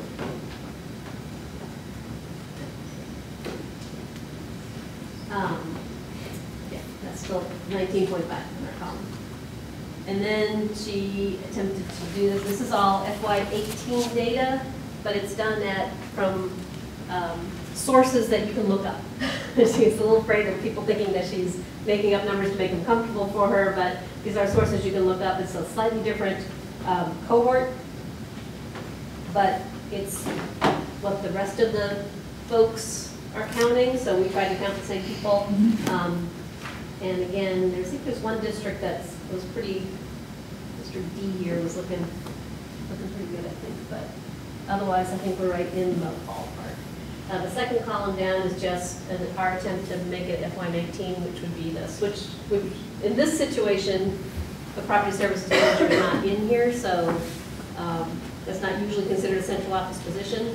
So in this comparison, that's not in here, so it's an additional whole FTE for this position, communication position, half. And then escalating the salaries. But even so, she's hoping that she's delivered the data, which makes you all comfortable that we do not have a bloated central office staff. I can attempt to answer any questions. I just want to reiterate that this is consistent with what we've seen over a few year period, and it's really useful data. So I should just try to clarify the position, because I forgot that she has the position she's adding is that she's adding we have a half-time digital learning leader almost, someone who's actually works at the central office in our digital, when we need something that way. What Elaine wants to do is bring in a half-time position to help with 2 things. Well, primarily communication. Barbara Ann's been doing a fabulous job for us this year, but it's a 1-year position. I think we've all really recognized the value. And I can tell you that across the board, every single supervisory union has a full-time communications person. These are big supervisory unions that we compare together. But they all have full-time one. What Elaine wants to try to do is take the digital position that she has, the half-time, you make it one person, but because most of our communications is digital now, right? So she's trying to put those skills together, have someone to pick up the communication work that Barbara has been doing so fabulously for us, combine it with our digital expert.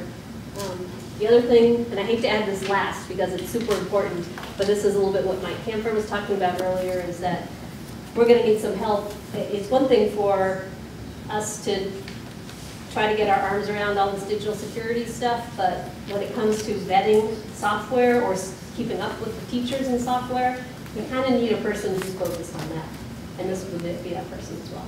So she's hoping to support that. It's in the budget, it's in the numbers, and that's our ad. Is it reasonable to combine those two skills and not look like you're specifically targeting an individual person to hire? Well, I think her argument is that she's looking less for a content writer and more for somebody who can, make sure our website is good, and I don't know if we want to, all communication seems to be turning digital, and she wants somebody who's really good at that piece of it. I think it's, I don't know if that answers your question. I don't think it's a bad idea. So you're not looking for a retired PR person and someone who can evaluate all this. Actually, you're talking about a completely different form of communication. Got it. But that person needs to be able to write. Because at the end of the day, whether they're on a website or on our page, they have to write a sentence that's legible. Are you saying that people who are good at computers are not writing well? Saying, I can put numbers on a spreadsheet, but at the end of the day, I can't count them, right?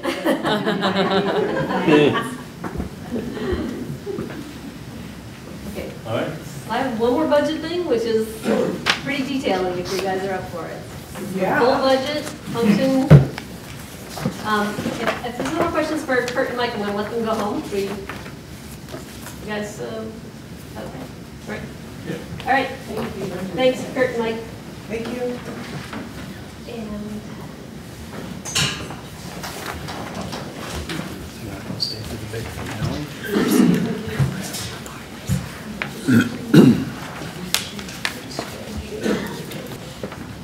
Lynn, do you want to explain what they're looking at? And then I'll jump back into it. Sure. Or Brandon, yours.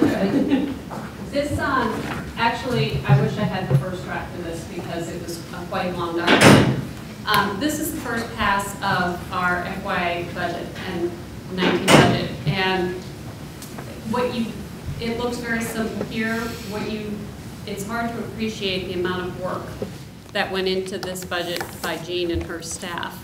If you look at the FY adjusted budget and you wonder why we already have an FY adjusted budget, Jean and her staff spent, I don't know, how long? 25 hours. Yeah. Trying to match up functions so that we could compare budgets apples to apples. Because if we tried to compare the FY19 budget to the FY18 budget that we passed last year, it wouldn't make any sense because things were all in different categories. And so what Jean and Miranda have done is painstakingly moved things around. And there is if anybody really wants the information, there is a bridge. You can tell where they have moved everything. But what you're looking at is an apples to apples comparison. But if you go back and you look at our FY18 budget that we passed last year, the dollar amount at the end of the day matches, but the individual function levels don't match at all. And the other big piece to pay attention to is this 2.3%, which is what the board said they wanted the administration to come in at, and they have.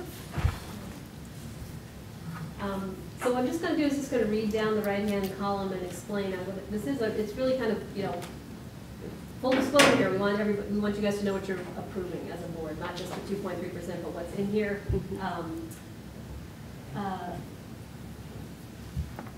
And then at the end, I sort of have a summary of where we are in general too. So. Did you want to start off about I was kind of thinking today. Yeah, I like that approach. So before we dive into the details, that if you remember the model that we put together, it had a 2.3% increase in spending. We had some reductions in revenue because we wanted to apply less fund balance because that number was coming down fast.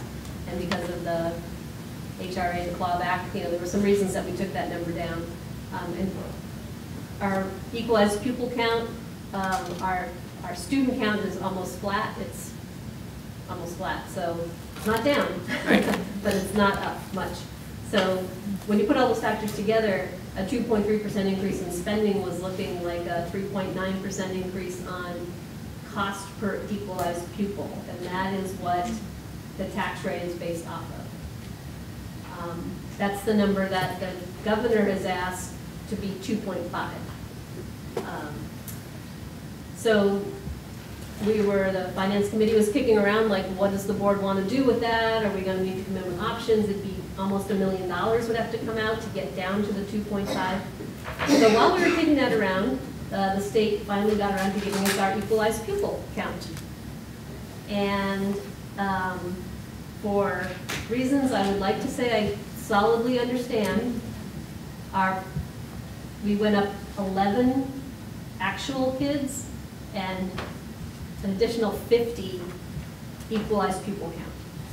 So our equalized pupil went up by 60 year to year, which is awesome news. It now brings our costs per equalized pupil down to 2%. So, which is well below, it's 0.5% below what the governor is asking districts to do. Now, the sad part. Can you repeat that number again? That's now with the new anticipated 60 additional equalized pupils, that year-to-year differential is now expected to be? It's around 2%. I don't have revenue. I don't have revenue done yet. Let's keep that in mind. I shouldn't actually throw numbers around. It's well, just the cost. 2.5. We forget the revenue. Just the cost. Cost is just 2.3, but that's nothing to do with equalized. Okay. Because that's net and spending. So. Oh, net. Right. Okay. Yeah. So just keep everybody on board. You take your spending and you take out local revenues, a big part of which is special ed spending, and also the fund balance application. Those are the two biggest pieces. You subtract that out, you get net ed spending, and you divide it by equalized people. So it's not your real spending, it's not your real people, but that's how we do ed funding. Can we get that tax sheet, the one that has the tiny fonts? Yeah, as soon as I get the revenue. And we'll see that in the 9th. That will be the big okay. On the 9th. And the other thing I was going to remind people is the VSBA did a really nice job. They have a short little video on how the tax rate is calculated, starting with your overall spending.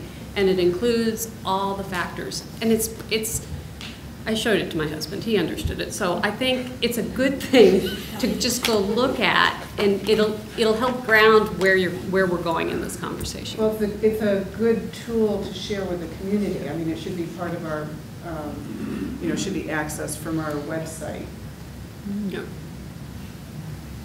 So I did want to kind of set the stage. As you're looking at this right now, you should know that I'm pretty comfortable that we won't have to take anything out of the 2.3 and still meet the governor's challenge. That said, even at the 2.5, we're looking at a pretty hefty tax rate increase. It's still 9 cents, just because the yield has come. The state has brought that yield number down so low. We'll go through that a little more, but at this point, you challenge the superintendent 2.3%, and with this good news on the equalized pupil count is also meeting what I think we heard is going to be what the governor's driving people to. And if everybody can get to that 2.5%, the yield will change, and that will be it won't be such a big hurt to the community. But. And just to put it in perspective, even if we had flatlined our budget, assuming that revenue is still a little squishy, but with the new equalized pupils, we'd still be looking at a 5 cent? I did the calculations. We'd still be looking at a pretty significant tax increase. So it's not, there are things that are driving that tax increase. 4 cents of that tax increase is totally out of our control, totally. So I mean, that's a good reminder. It's what we can control is the year-to-year budget. We cannot control what the state offers us, you know, that's out of our control. So we're meeting our budget goals, and I think that's something that we can. I just think it's important for the board to recognize, and I think, you know, feel comfortable.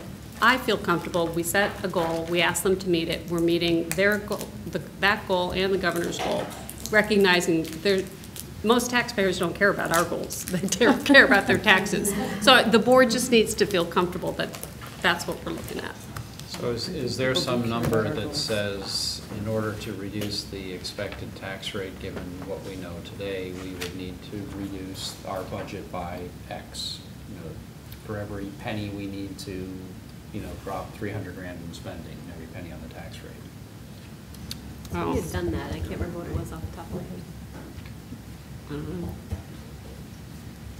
I will say this, though, as I'm kind of reviewing the flyer that's going to go out about the budget, I do think that it would be a good idea to somehow, when you do these numbers, to keep it in mind, to talk about that cost per pupil, per equalized pupil, and then acknowledge the consolidation bonus that we got, even though it's against this other uncontrollable addition that we don't, you know, so that that's a number that the public really is going to want to see. Like, well, we went for consolidation. Where's that? Right. So. So I'll do this kind of quick, but I don't want to go too fast because it's a lot of information. But start with instructional programs. So what's in that instructional program? $933,000 increase is a 3% salary increase per the contract.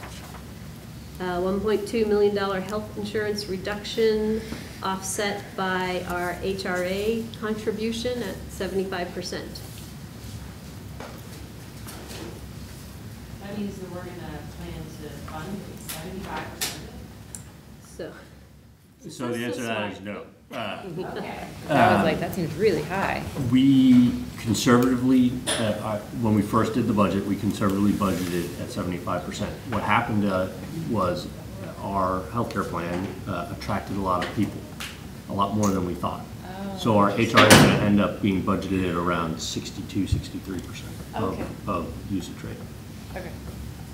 I think we kind of mentioned in September that as people signed up, we'd go and do a reconciliation. So Mark and this team did this reconciliation, and we have, I think it's actually great that our employees now have health care. I can't really complain, but it's going to drive that conservative 75% down to something closer to 60, which was kind of the guidance rate. Yes.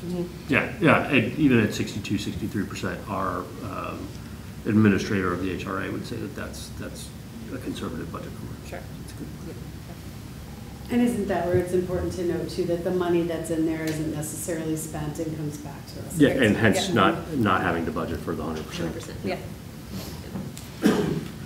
Let's see, we have the net of 170K in retirements. We had 13 retirements.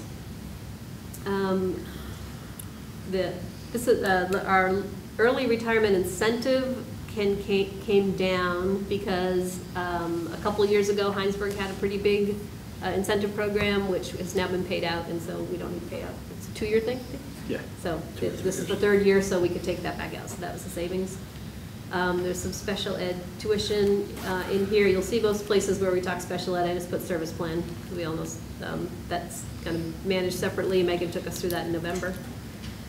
There's 2 FTEs. If you remember Elaine's presentation, she's actually directed principals for 3 FTEs, but we're holding one back because one's a kindergarten one. You just never know with kindergarten. So we've directed 3 FTEs to come out of the system. Remember, we have a whole bunch of retirements. Right now, we are not, you say this better than I do. We're not forecasting that we need to Oh, yeah. So, right. Because of there'll be openings in other schools or in the same school, we won't have to let teachers go. We'll be able to move her. We have enough retirements to cover that. So, let's see, we're adding a kindergarten para in Charlotte, assuming that the numbers come in where they are. Those class sizes will be 20 each, but it's one of these situations where if you add a whole in other classes, it gets to a very small number. So right now, where the budget is to add a para. We're adding a halftime FTE ELL instructor. That's driven by need. It's a required service. Adding a halftime FTE in CVU for its sustainability program, which is going great guns at CVU. It's a great program that they're doing. They'd like to try to get, this person is grant funded and is likely to be grant funded next year, but when you have a program and you're staffing it, the staffing really needs to be in your budget. You can't be counting on grants for staffing. Okay, healthcare recapture. So this is the interesting one. In these numbers, healthcare recapture is in there at 272. If you remember what this is the state chose to recapture the savings from healthcare in this current year, this current fiscal year for us, but they captured it split over our fiscal year, but in their calendar year. So they took about 60% of it, if I remember right, in this current school year, and they took the rest of it next year, so I have to account for it here. The good news on this is that I took this healthcare, the mechanics is that they don't give us all the revenue that we otherwise would be receiving. So I took it out of the revenue number, ran this off with the school business officers, and they have a big discussion and they figure out that there's no way that you can actually budget not getting your full reimbursement from the state. So they put it in the spending, it's very complicated. It's one of these double entry bookkeeping things. But she has, let me just short to say, she has it in spending, I have it in revenue, it's a double count, so that's why we're gonna get $272,000 better on revenue when you see that. So that's good news. And then we have the $100,000 for our innovation fund. That's really the puts and takes that are in driving the change in instructional. It gets easier from here. And Jean, I've been waiting to ask about, so last time we asked about risk management, particularly around kindergarten. Are you going to do that, or is that going to be another meeting? Or we said we do it in January and do it as a Got it. Okay. I didn't know if I should bring it up. Got it. Thank you. But I can tell you right now that we took the kindergarten teacher out, but we have it in advance. So. Right. Okay. It's in the budget. Okay, so then going down, you see service plan, service plan, service plan. You get to athletics. We've added coaches for middle school volleyball. It's now a varsity sport. They would like to add it at 7th and 8th grade. We want our kids doing active things. Superintendent wants that. So sure, that's a number. Okay, stipend breakage. This is going to be another tricky one, and you'll see it down below too. There were 3 areas actually that we know what we spent last year. We can't find the budget last year because what happens is, so I'm a principal, I had somebody retire and leave the system in May, so the next year I start, I'm underrunning my budget in salaries. I really would love to have these people come in and do this work for me, but I have to pay them something. I guess it's more per diem than stipends, but the thing is that it was offset in salary. Well, so I know exactly what I spent in per diem and stipends last year. I don't know where the money came from. It came from underruns and other functions. Now, if it came from underruns in labor, well, we don't do take last year's labor and increase it by 3%. We actually go through and person by person figure out their salary, escalate it by the contract, figure out their actual, so that buffer that they used for stipends last year isn't there anymore, right? Because it's a zero-based budget on labor. So it drives me nuts. I've spent really a long time trying to find it, but it happened in stipends, it happened in per diem, and it happened in software. Is that if you went back and looked at all those areas, those functions were all over budget, but they were made up somewhere, and we don't know where. So what we've chosen to do is Miranda has set up specific object codes or function codes so that she can actually track it really carefully. Last year, a lot of the bookkeepers put it in different places. That's why we're getting hard to get our arms around it. So now there's going to be a lot more accountability. It's going to be actual budget. The principals will have a budget for stipends that they can't overrun, rather than something's unrunning, I'll put it over. It's going to actually be in here that they can't overrun. So we're comfortable. It's a better system. We're comfortable. There's more accountability, and it fit within the 2.3%. So we put it in. Let's see. All the things I learned this year. Yeah. Okay, going down. Health, we added a 2.2 FTE nurse in Shelburne, which was not meeting the quality standard, the EQS standards. That brings them up to where they need to be. Instructional staff training is up on tuition reimbursement. This is the cost of a course at UVM, which is our budget assumptions, but it's also that we pull out special ed tuition now. Library media, CVU asked for a half-time FTE in the media area. That's a very hot, subject at CVU, and they need some more staffing there. I'm going to tell you right now that Adam thinks he asked for a full FTE. So we're trying to work that one out. So if as Miranda and I, clean up a few other things here and there, that might grow. But right now, in the budget is a half-time FTE. So. Okay, going down. School board, we have the consolidation savings. That's actually a bigger number than we have on the chart, so it just kind of rolled up to a bigger number. So we might be able to use a bigger number than I think we put 20,000 on the math for what we're showing the community, but as soon as I get my arms around that, it might be a bigger number. It should be great. I'd like to show more than that 220K of savings if I can. Executive administration, you can see the half FTE for the communications digital manager. There's also a half early ed coordinator, which is grant funded. You want to say anything about that, Megan?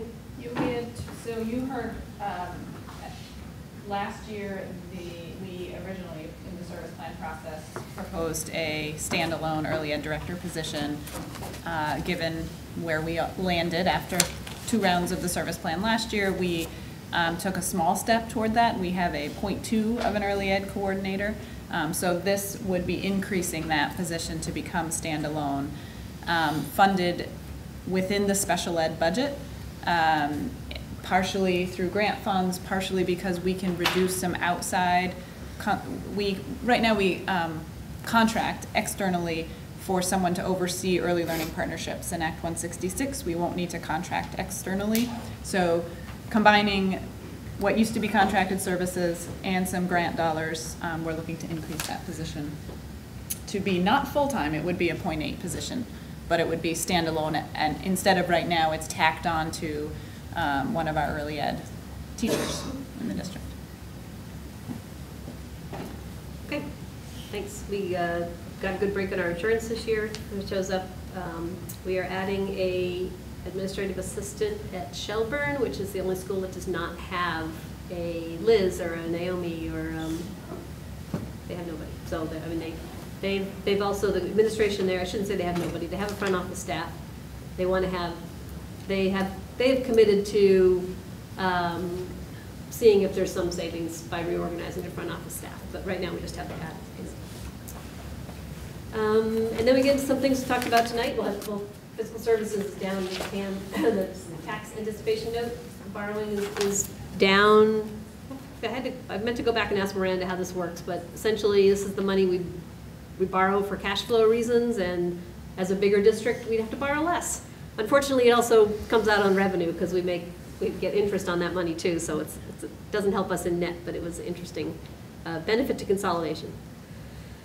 We had to add 36K for the administration of our HRA.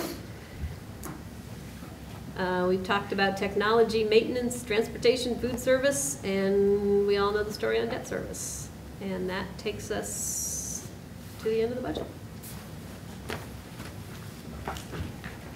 Any questions? This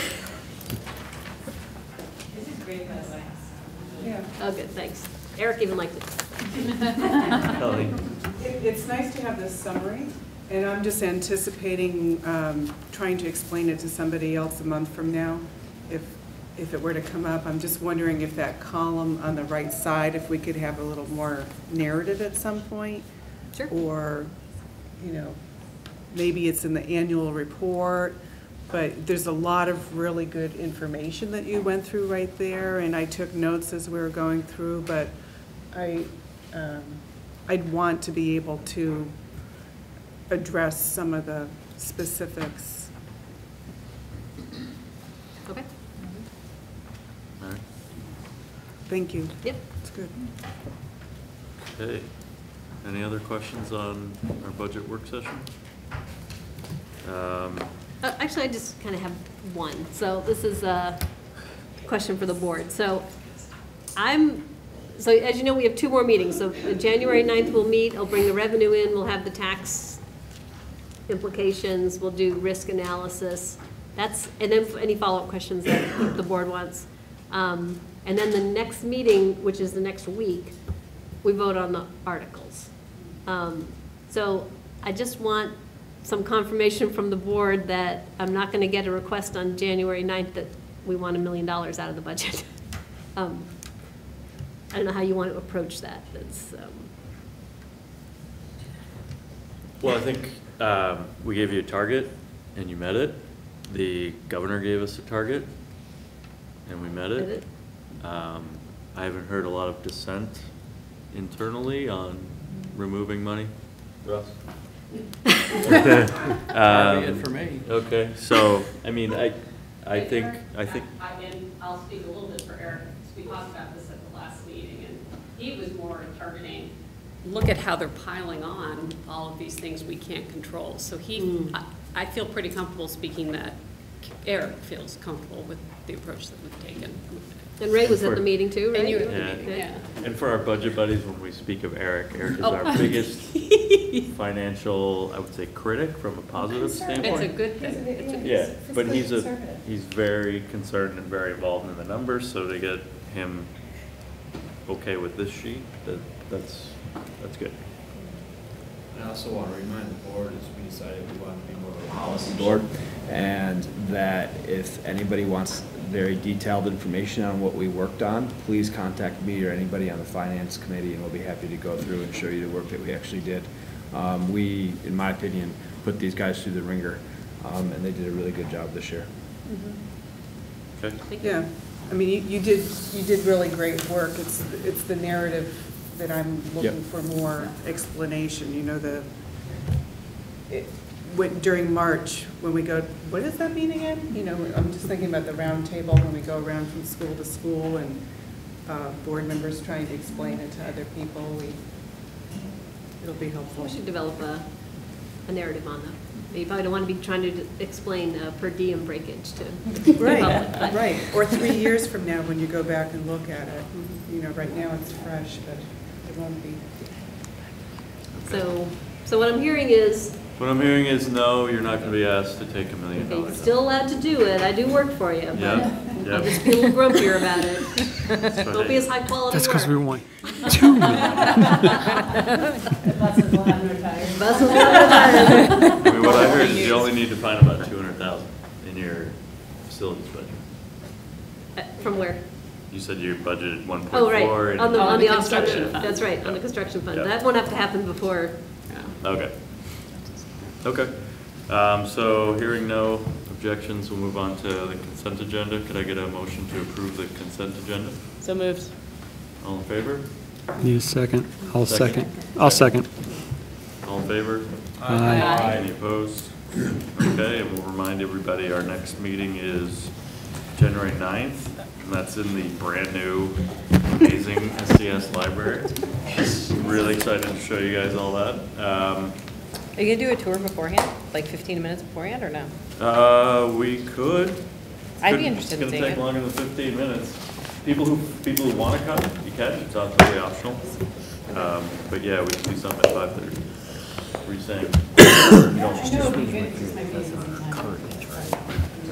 We had an open house a few months ago. Yeah, it was- Everybody was invited to. I went, it was beautiful. I went to- There is that. There is that. And then January 23rd in Williston. So with that, could I get a motion to adjourn? So moved. Second. All right, we're adjourned.